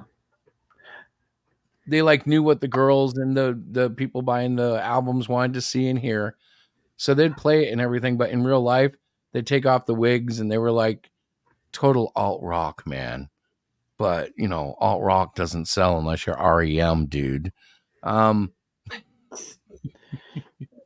the that was how it was, right? I don't know what you're talking about. I've lost you. Records, music, baby, music. Okay, well there you The go. smooth sound of the sixth string. I'm going to bed. I love you guys, but I'm Quit heading. bragging. Quit bragging. I'm too tired and I'm too cold. It's freezing out. I'm just It is flipping. freezing. I'm just flipping Chris some shit. You listen to whatever you want, man. Free country. No, I love it when you give me shit for what I listen to because it makes me appreciate it more. Like, okay, this one don't. Well, you can laugh at this, but I was actually checking out 2024 Rat tonight because I found that there were no band appearances listed this year on Google, and it seems Rat has disbanded again. Surprise, surprise. But Stephen Piercy is still doing it, and he's got like 3 super old, like he's got 2 guitarists and a bass player, but I don't recognize any of them. They're super old, and then a young kid on drums. And he sounds okay, but if to say that is kind of weird because Stephen Piercy at his best was only okay. I don't know if you remember him nasally, kind of, round and round. Love will find a way just give it time. Do you guys remember it? No. Yeah. You don't remember Rat? No, because I never listened to him to begin with. Only because of that commercial. You have a rat problem. I thought that was hilarious. That was hilarious. That was actually Stephen Piercy, and I'm sure the bass player was in it. Juan Crocier, or whatever his name was. I don't know if Bobby Blitzer was in it, the drummer, and I'm pretty sure Warren DeMartini wasn't. But Warren hasn't been with the band in like at least a decade. He was their lead guitarist, and that was the main draw for me to that band as well. Not quite Van Halen, but he was very good. But the names kind of make him sound weird. Like White Lion had Vito Bravo. Talk about his stage name, right? Like who's named Vito Bravo in real life? Like this guy obviously has a stage name. Well, I mean, like, well, the Misfits had Jerry Only, but I know the story to that one. So the first record, well, they kept misspelling his last name, so he just said, no, it's just Jerry Only. And it stuck. That's great. Jerry Only. And the first single, yeah, because his real name is Jerry Kayaffa. Are you only the lonely? Anyway. No, he's Jerry Only. Anyway. I mean, like when they decided to actually add a guitarist, because the original lineup was Glenn on keyboards and vocals, Jerry on bass, and then I think it was Manning Martinez on drums. And they decided to get a guitarist because the Ramones, and they got I forgot what his real name was, but he changed his name to Franchicoma. It sounds like Twisted Sister, Well, Twisted Sister didn't exist then. Yeah, but that's how they kind of went, except they were like into drag dressing because they knew it was going to be shocking. Yeah, and now it's... Yeah, now it's mainstream. Now we are the weirdos, guys. Good, because I was weird to begin with. It is strange. Like I grew up an outcast geek, and now I'm an old man outcast geek. Like, because I don't really gel with modern trends. I mean, I don't complain and I don't protest and I don't, everybody's free to be what they want to be, but I still hold my heart's with Jesus, and my brain is still 20th century America, which I know has flaws, but I was raised in a time when racism was dead. I was raised in a time when women were, taking the reins and becoming managers and bosses. And my mom was a single mom. I didn't have half the biases that the people have now. And I don't know what happened to the world. It got like really crazy. In the 90s, we didn't give a shit about anything. Yeah. Well, and that was really the result of like, a generation coming up that had literally, like, we talk about the machine brainwashing people. I grew up watching sitcoms where, like, not to get into too deep into the woods, but like black people were always lifted. They'd have a situation where someone's treating the Jeffersons racially, Archie Bunker, and it always turned out in favor, and there was a moral at the end of all the shows. Right. Now it's just like the moral is, yeah, like who slept with who on this show? Who cares, man? What happened to good old fashioned? Remember He-Man? The end of every He-Man. Today we learned that crowdfunding must be done properly for all the boys and girls to enjoy, right, Ethan? I mean, Or G.I. Joe. Knowing is half the battle. that was a great one. I used to love that one. I will never forget the one where it was like there was a fire and the kids are crawling around on the floor and he's talking about how, like, that's the place to be because smoke rises and knowing is half the battle. Hey, don't swim after you eat. You can get cramps. Knowing is half the battle. Yeah, the other half of it is putting it into practice. What was that? What was that Robot Chicken one where Cobra tried to do like PSAs? And knowing is to force the conflict in question. God, there was some good stuff out too. Like, things are so tight now that the only time it's good is when it's reruns. The newer stuff is always I don't know, man. There's gonna be a revival of the old ways if we survive, because eventually it's just not gonna work. The biggest problem is people don't take chances on things. People don't, like, for instance, Hollywood would take chances on a movie like Damnation Alley. Yeah. And it was being filmed in the same area, and in fact, they were competing with Star Wars. Actually, Tim, I must say, Hollywood takes more chances nowadays on all this old crap. It keeps doing no good, yet they keep putting it out there. But what did they put it in? They put it in already proven IPs. Well, the problem is they cram it and they keep doing it. Right? Yeah, they break the IP.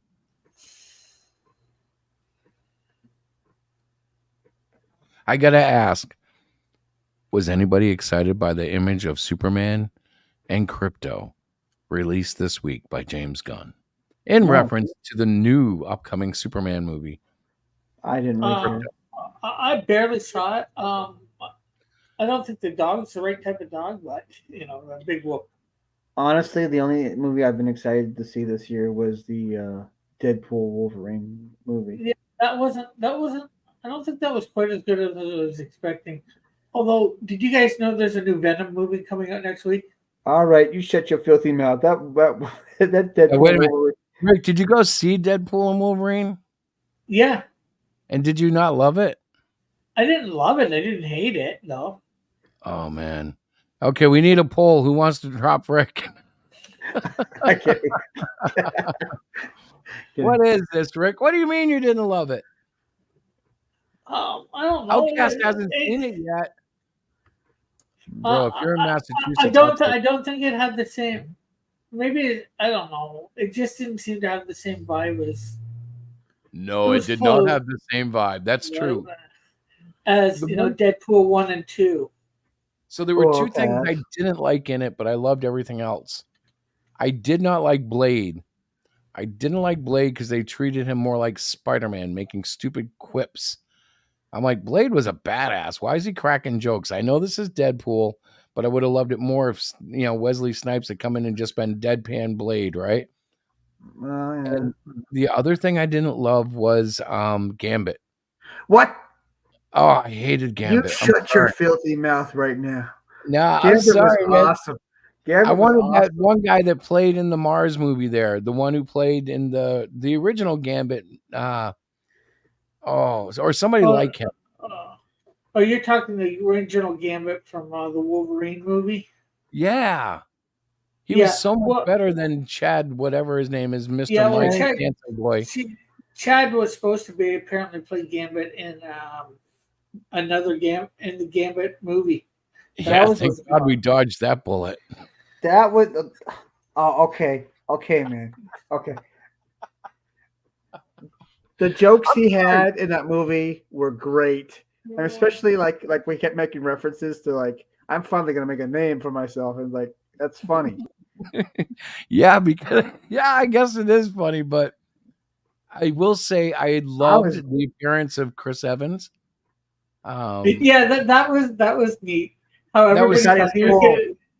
They psyched you out, thought it was going to be the Captain America Chris Evans, and then it's the Fantastic Four Chris Evans. Or like when he got him killed, and Deadpool blames someone else. Yeah. Hey, but if you watch the end credit scenes, it was not Deadpool's fault. He did actually say that stuff. I don't know. Okay. Just Come on, man. I will say it wasn't like I wasn't blown away like I was with every Guardians of the Galaxy except for the last one, which I thought was not as good.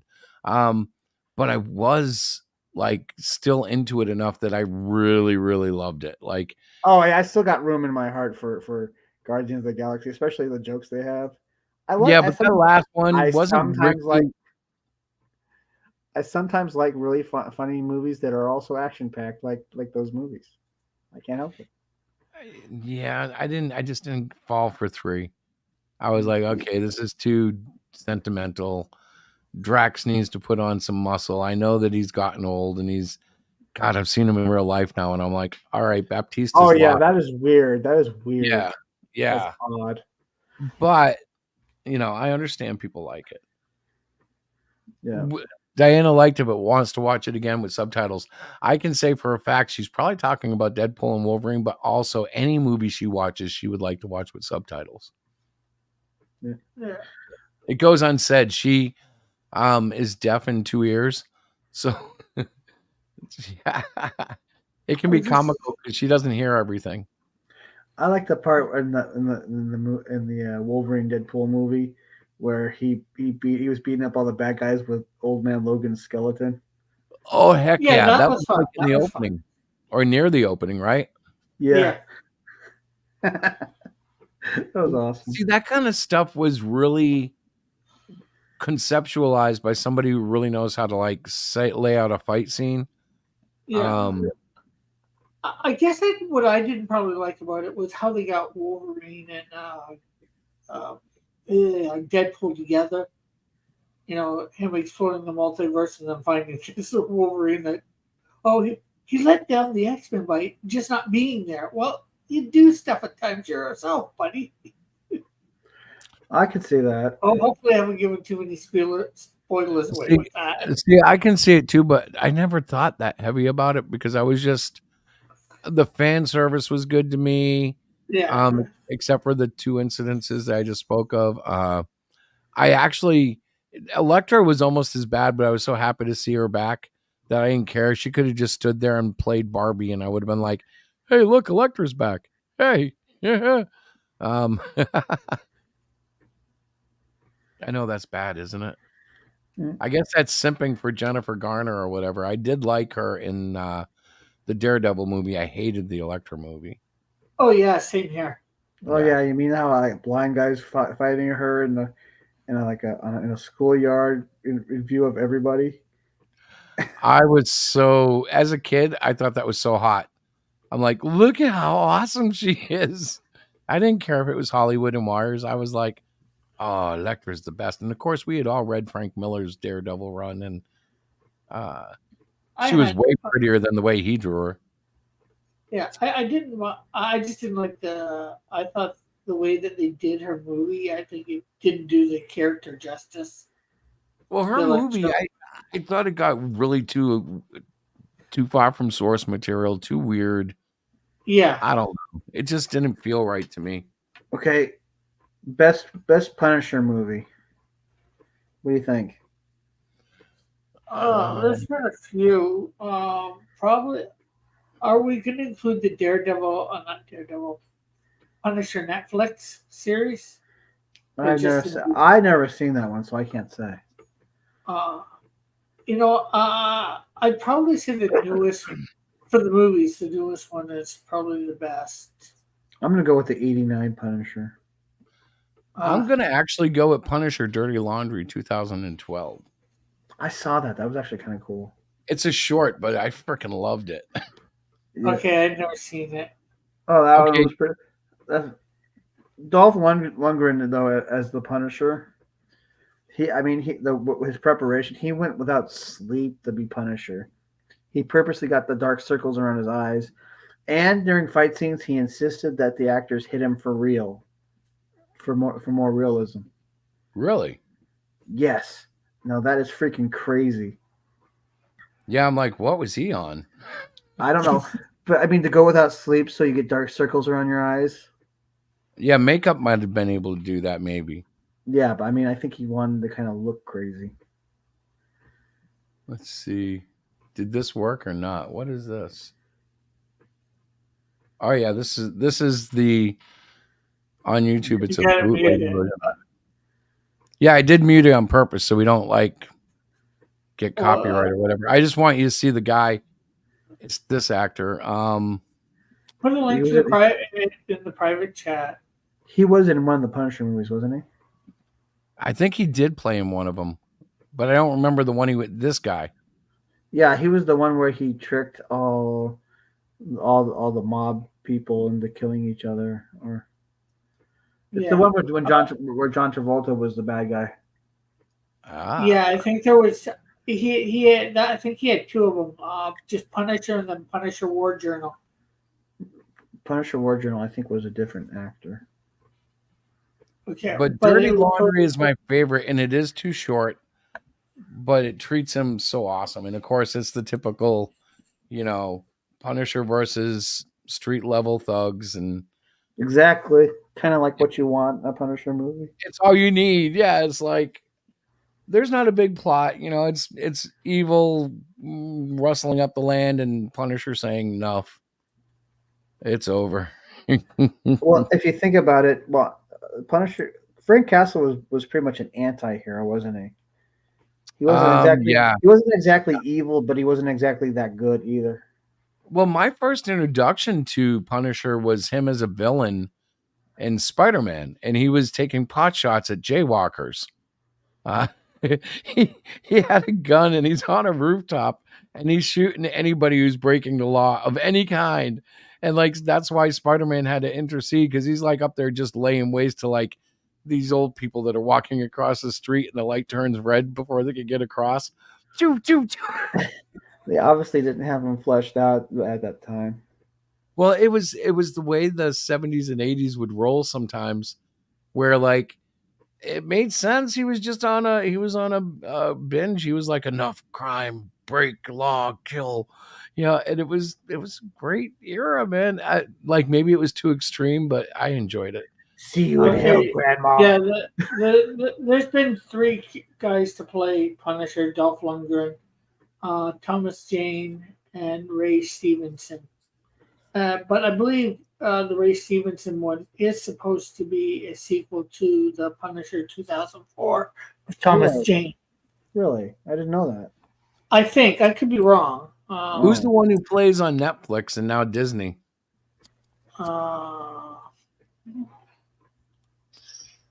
Fun fact. He's the Walking Dead one. Yeah. Fun fact, the 89 Punisher was supposed to go up against the 89 Batman movie. Really? Yes, but for some reason they screwed something up and it went directly to video.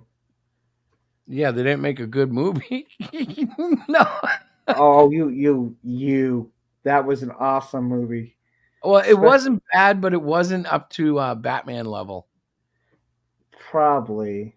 Well, only because Batman is just so you can put out a bad movie with Batman and it still does well. Look at the George Clooney one.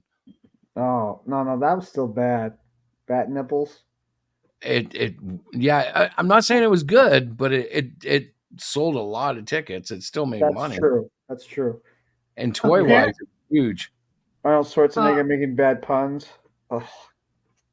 Apparently, he's supposed to have been in the cinematic universe, the Punisher, in Winter Soldier and Endgame. There's Easter egg cameos apparently of Punisher.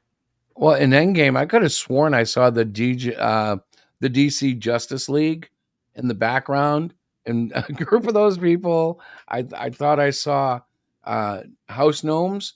They were about 3 inches high, running through the crowd. it was just not well lit enough for me to tell. But Oh, the whole problem with Endgame for me was that ending scene was just too. Crowded. It yeah. was just no. I didn't even mind the crowded. It was just they didn't have enough heroes to make it look big. So like all of a sudden it was like all of Asgardian and da da da and oh my goodness, just go kill Thanos. What the heck? Okay, so that Dirty Laundry thing is a fan film. Yeah, but well, it has the same actor as the 2004 Punisher movie. Yep. yes, but it's an awesome fan film. Oh yeah, it's probably the best thing you could get for your fan film. I'd say it's better than the 2004 movie he was in. I thought that in was all fairness, it's a short. Honestly, I thought that was actually kind of a brilliant way how he got all the bad guys to kill each other and turn against each other. Yeah, but I don't know. Maybe it's just because it's a short. Like, there's just something magical about that particular. It's like you just pick a scene out of any To the Punisher point. movie. To the Yeah. point. Yeah. But I loved it. So when you guys started talking Punisher, that came to mind. I had to Google it because I'm like, what was the name of that one?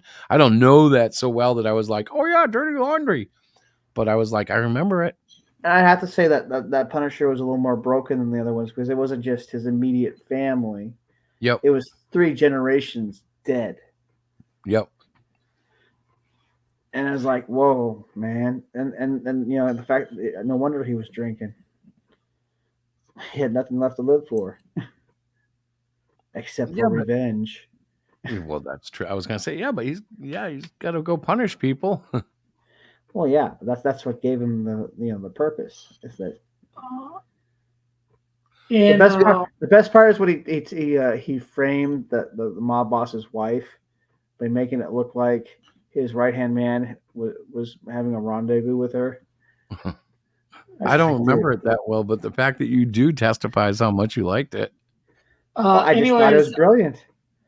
Anyways, in the Netflix series, it was John Bernthal that played. Yeah, I looked it up and pasted it, but I forgot to talk about it.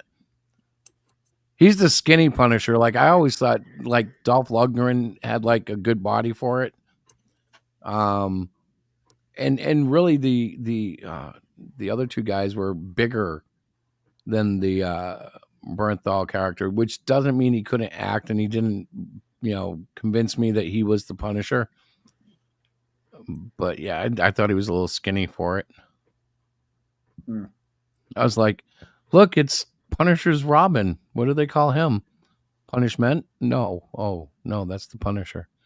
At least the 89 Punisher had like an informant on the street. He had that old thespian that would tell him, yeah, they're all working together now, one big happy family.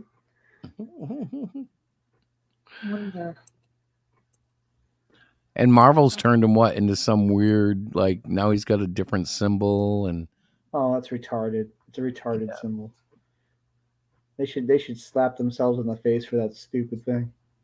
Well, one day something will change. Either they'll end up having to sell Marvel because of issues at Disney, or Disney will change from within, but eventually there will come a time when Marvel will stop publishing for like 2, 3, 4 months, and then it'll explode.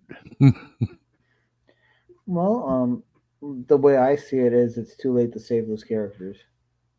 Oh, too late. I'm so old fashioned that I can just picture like, no, let's relaunch. Let's do this again. Like I could still buy into Spidey if somebody was writing them well. I could still buy the X-Men if they weren't so god awful. Well, see, that's the problem. It's been so ingrained that, right? It's been so ingrained into the culture that you go back on nostalgia, but the fact is that they've ruined those characters to the point where I don't even care anymore. Hey, Outcast says he thinks they brought the skull back, which would be cool. Kind of speaks to like their lack of direction, but that would be cool. Yeah, somebody check that out because I mean, well, let's go to the old Google machine. Punisher Marvel Comics. Whoop. Come on, type. Marvel Oh yeah, 2020. that link that you put in a private chat. For some reason, it wouldn't open for me. That sucks. That video has expired or is no longer available or whatever. Well, now this is interesting. What I'm looking at, I'm not sure what I'm looking at, but I clicked on the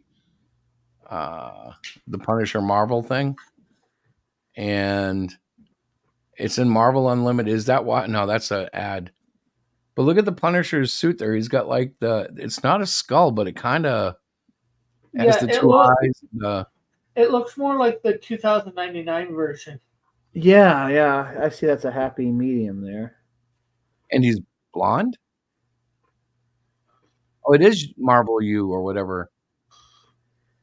Okay, so here's Punisher 2013. That's a little long ago. Punisher. Those were saying, if you looked at those, they were saying 2023 for the date published. Where? Go up a little bit. Punisher 2023. Right under the books themselves. Oh yeah. Okay.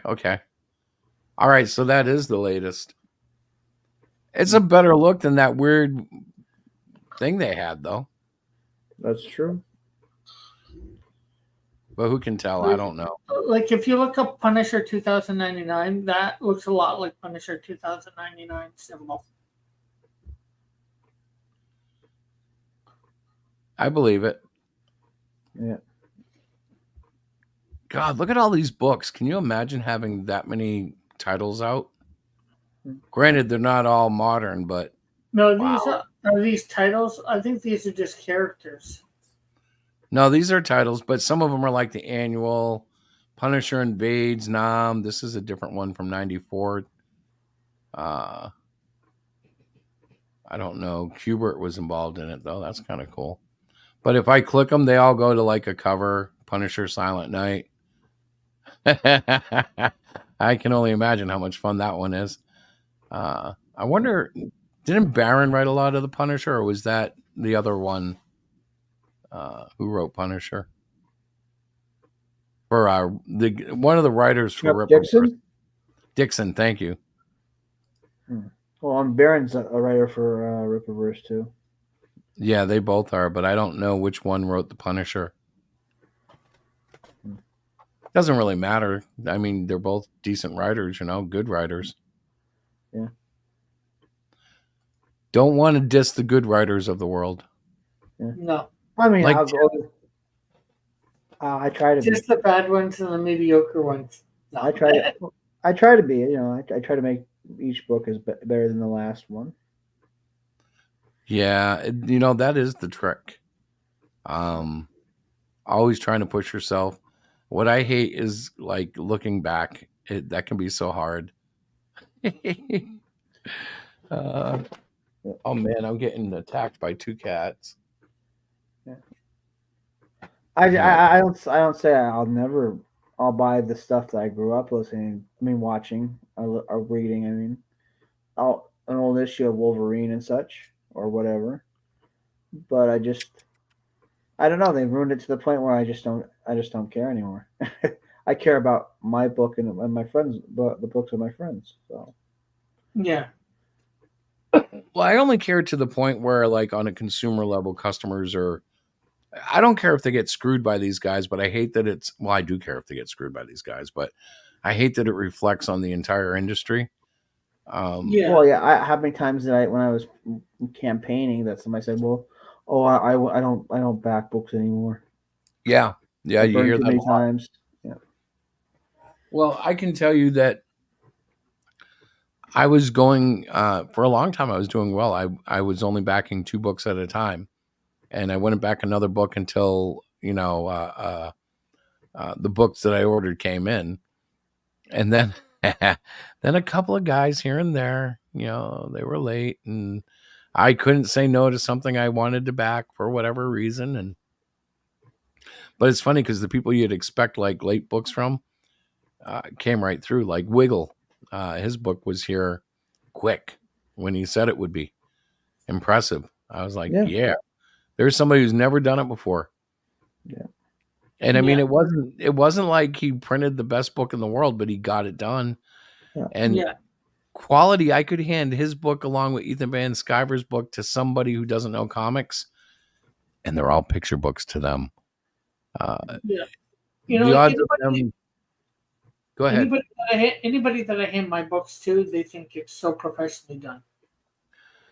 Well, I was blown away at the Comic Fest because I became aware that people look at it like, wow. Like I had a kid today call me a celebrity, a star. And I was like, what? And he's like, you're the one that makes the comic books.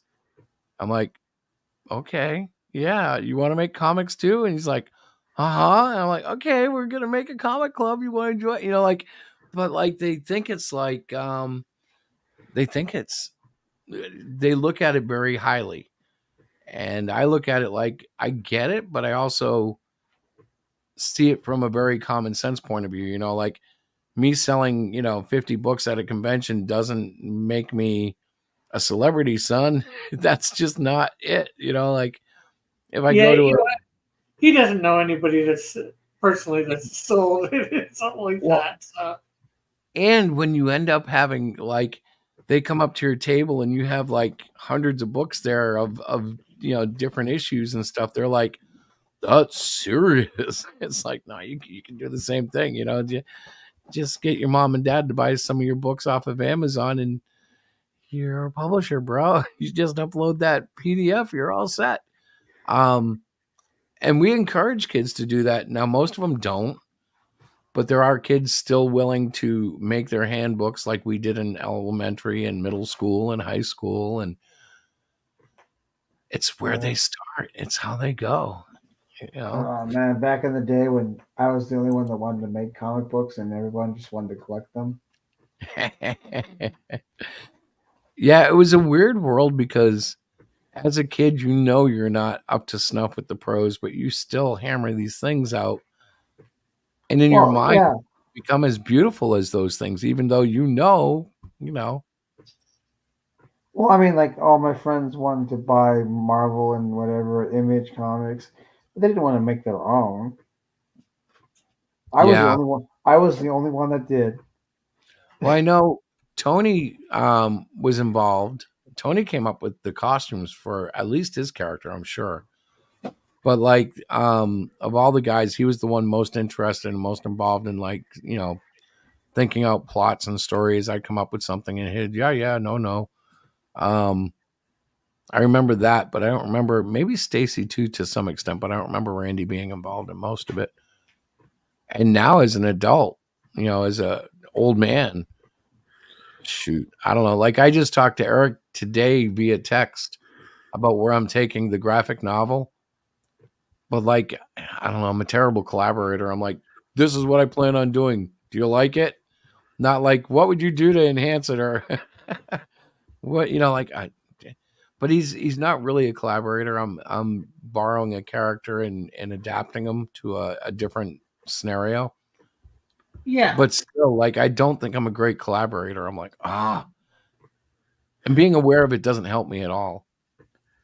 Yeah. Well, I spent. Go ahead, Tim. I was gonna say how many years did I, when I was a kid, try to draw like Rob Liefeld or something. I always draw like huge pouches and That's the way to go, man. 90s. Yeah. Extreme. But of course, although we haven't got it done, we will eventually. I think we were doing pretty good on a collaboration for Canadian Shield Cyclopean. Maybe the biggest part is meetings. The hardest part is the way my brain works. Like I never stop. So like there's never a gap where I go, what can I do now? Like I no sooner finished the conclusion of the Cyclopean 9 issue, which was the Cardinal Part 2. And I fired up Cardinal graphic novel because I was like, okay, I got these first 2 parts. All I need is a third part to make a comic. Well, I've got the third part almost done. And I'm like, but I want to bring it into the modern age. So I have to take the storyline from, the 1400s all the way up to like the 21st century now. I've got to figure it out, and it's not going to be too much of a problem, but like that's the way I work. Like I just like added another week of, at least a week of Drawings. artwork. Yeah, at least.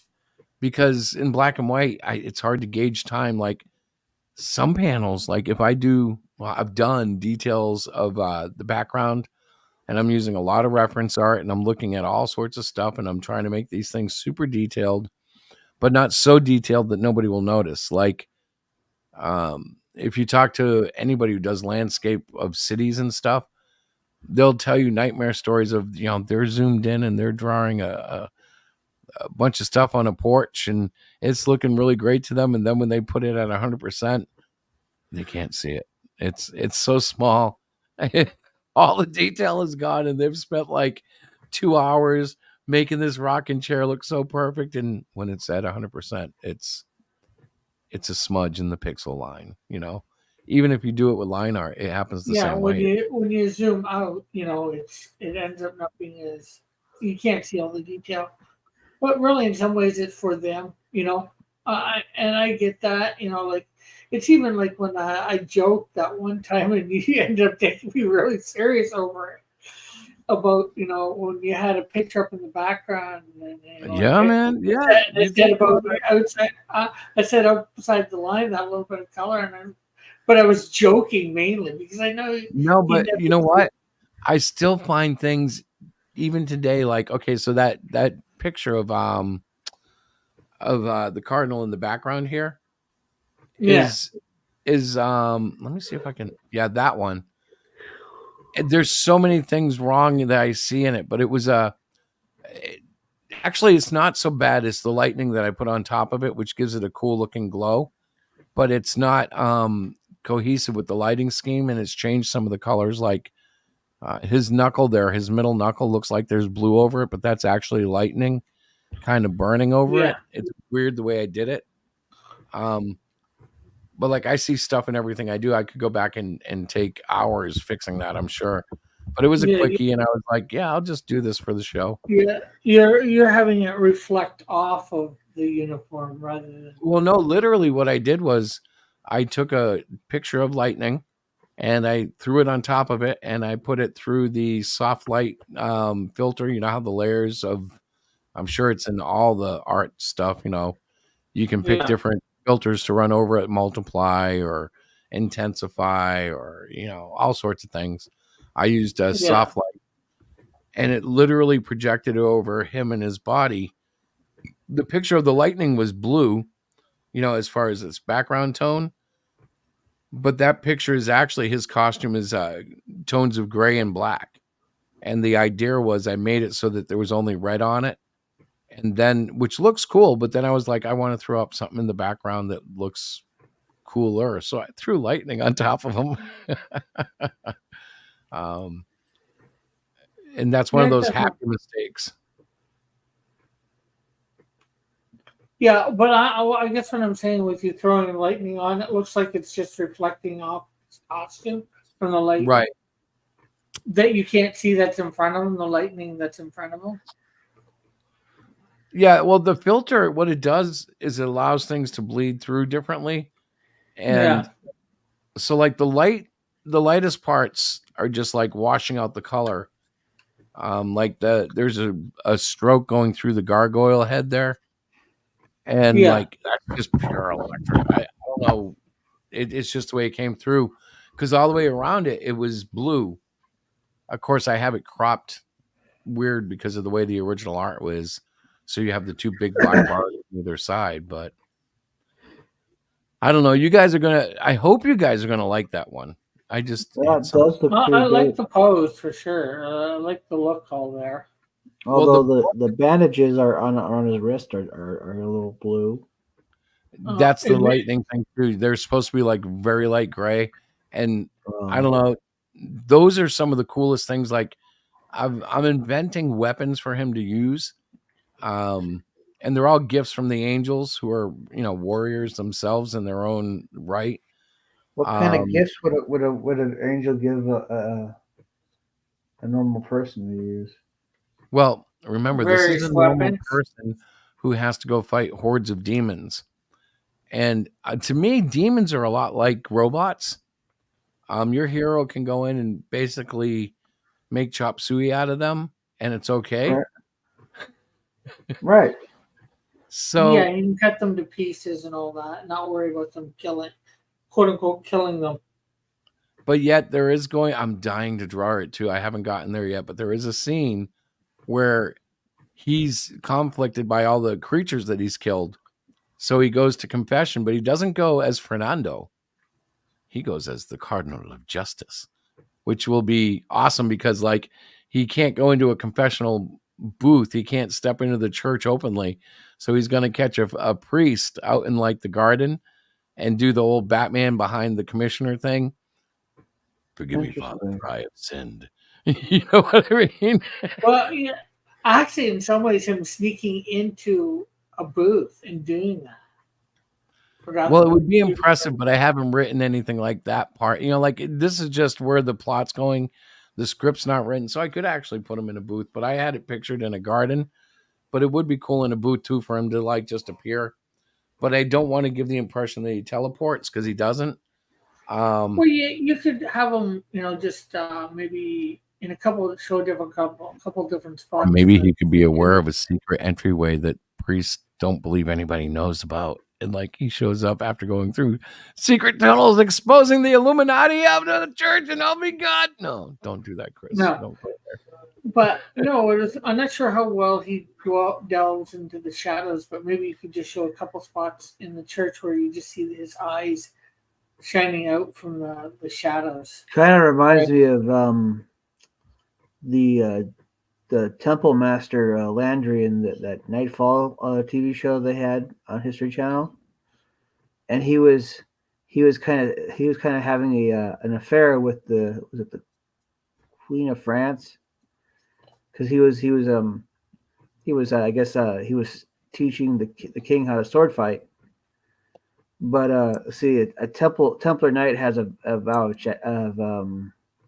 chastity. Chastity, thank you. And so he's confessing his sin, and the Pope basically told him, well, you can't see her anymore. Something like that. Yeah. The appalling horror of such a thing. No, it was a good TV show. It was pretty good. Actually, it sounds kind of cool.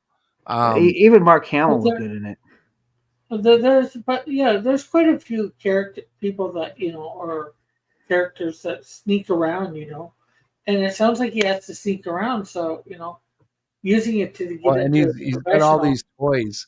Like in that sense, he's kind of got like a toy for every situation. Sort of like Batman. He's sort of like Batman. And I have no problem talking about that because he's got gifts from the angels. It would also be akin to James Bond, who out of nowhere has like the most incredible toys. But they're hopefully not as ridiculous as the Batman TV show. Well, that was campy. This, exactly. Like that would have been less campy if, like, when he went to fight the Joker's thugs, he like beheaded, killed them, chopped off their fingers, blew their cape through someone's gut, all sorts of fun stuff. But Cardinal he didn't do Shark that. Repellent. Cardinal Shark Repellent. Yeah. That was the best though. That was what, the 66 movie, I think it was, or something like that. Yeah. Oh no, the door is locked. I'll use my Cardinal card. Yeah. Hey, get out the Cardinal door opener. Actually, it would be a lot. Cardinal lock pick.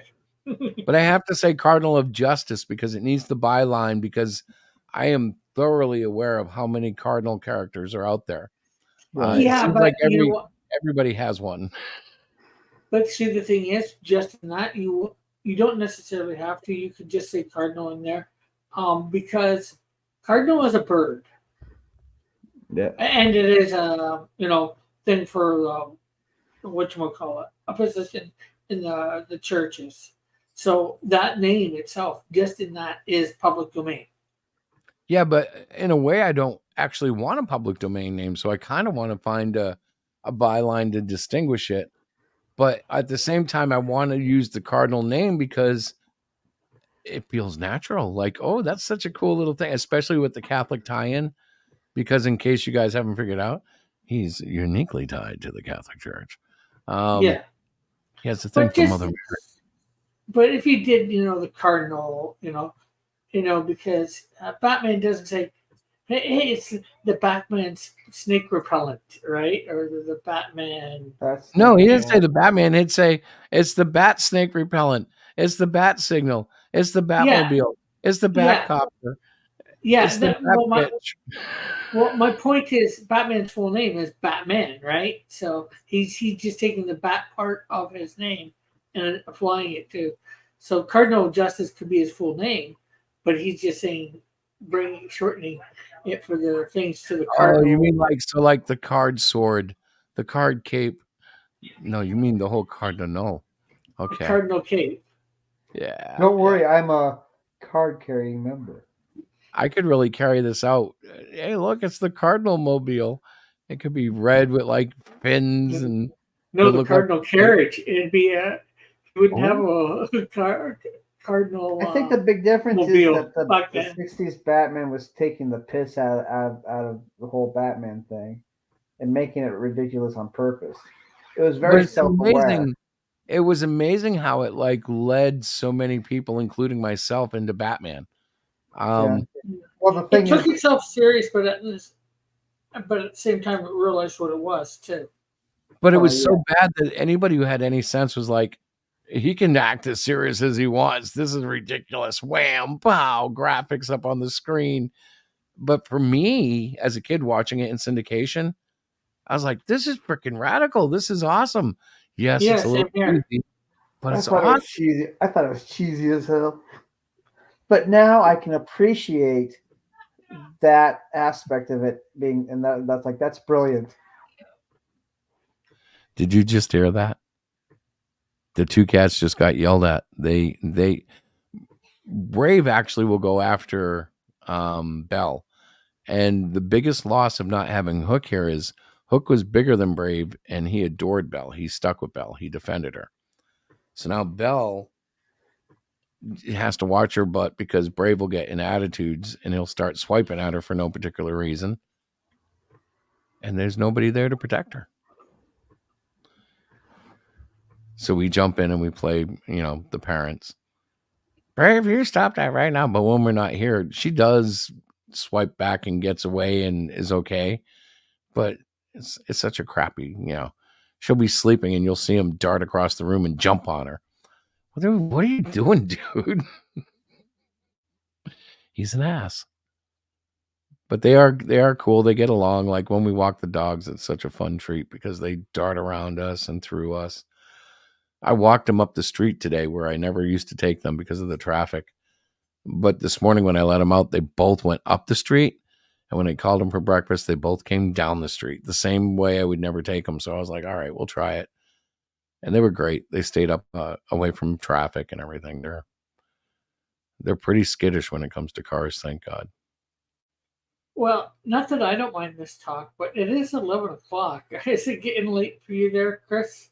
Well, it actually is. I was looking at my little live and I just hit 2:30. So that's 2 hours and 30 minutes minus the 30-minute show. But yeah, and I think Tim fell asleep.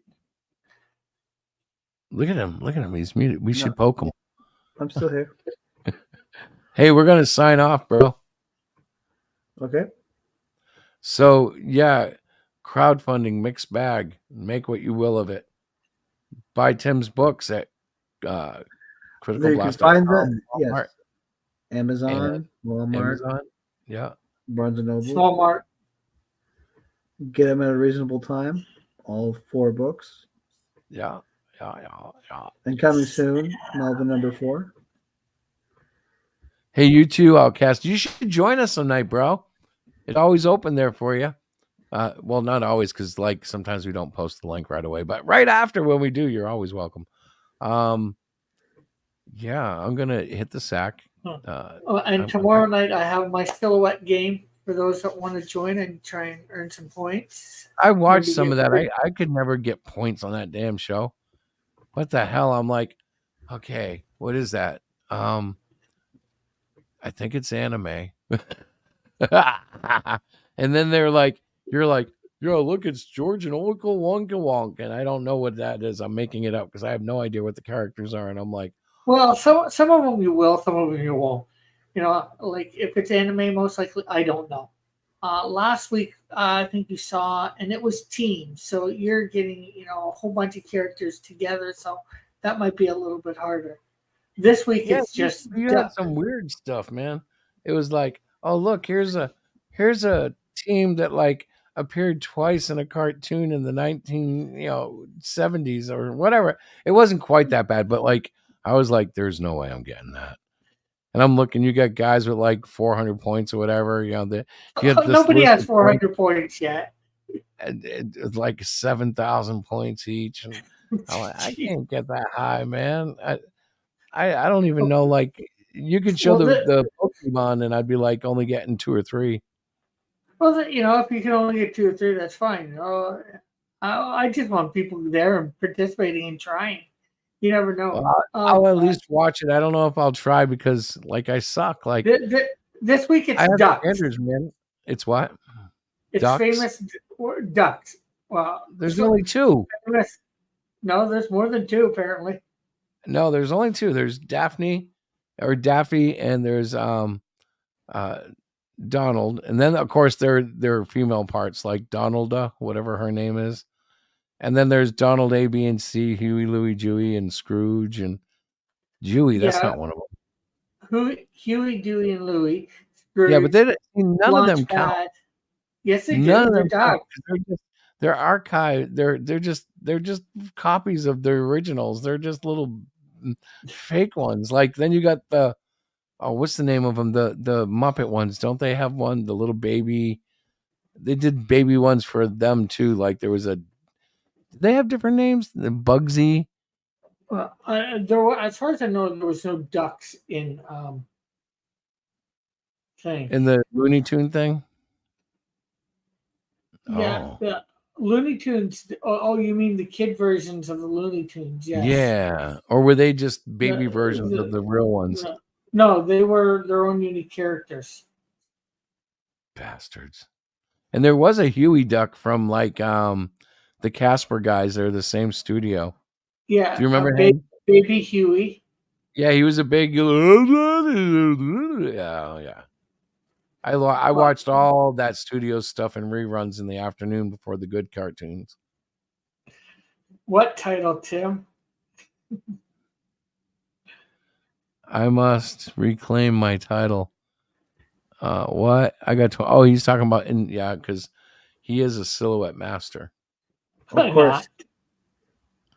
You don't know. You know he made it to the quarterfinals in the Olympic trials, right? Yeah. See. Yeah, well, but there are 2 people with over 100 points, Joshua and Alpha Proto. Well, then I will have 3 billion points plus 1. I don't even think you're close to that. Let's see how many points Tim has.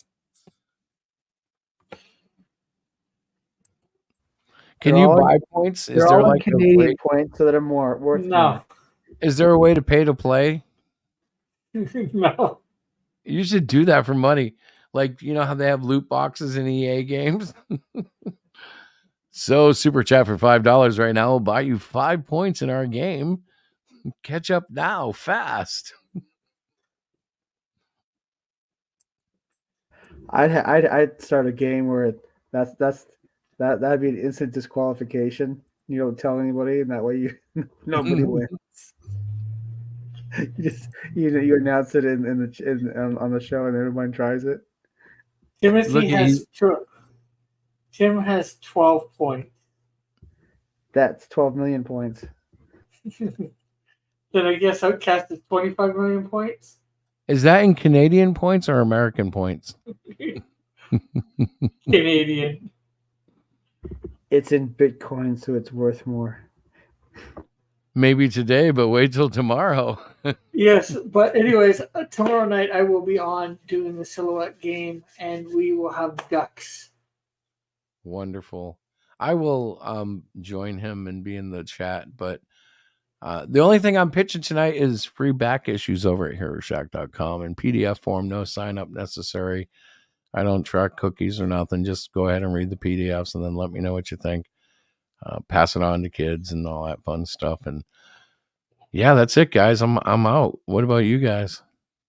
Yeah, I've actually, when I get off here, I've actually got to do a quick drawing, and then What are you giving away? well, it's a drawing for Inktober. Oh, you're doing a drawing for Inktober? Yeah. What's the raffle for? Shit. That's what I was trying to get. I'm trying to mess with you. Like, yeah, we're doing a drawing for a Tesla tonight. Buy your tickets now, and we will be doing the drawing at 11. I'm sorry, guys. I'm tired. I'm gonna go now. I love you guys. Tim, good night. Rick, good night. I gotta hit the end stream button to end it, though. It's so hard to say goodbye to yesterday. Hard to say good night.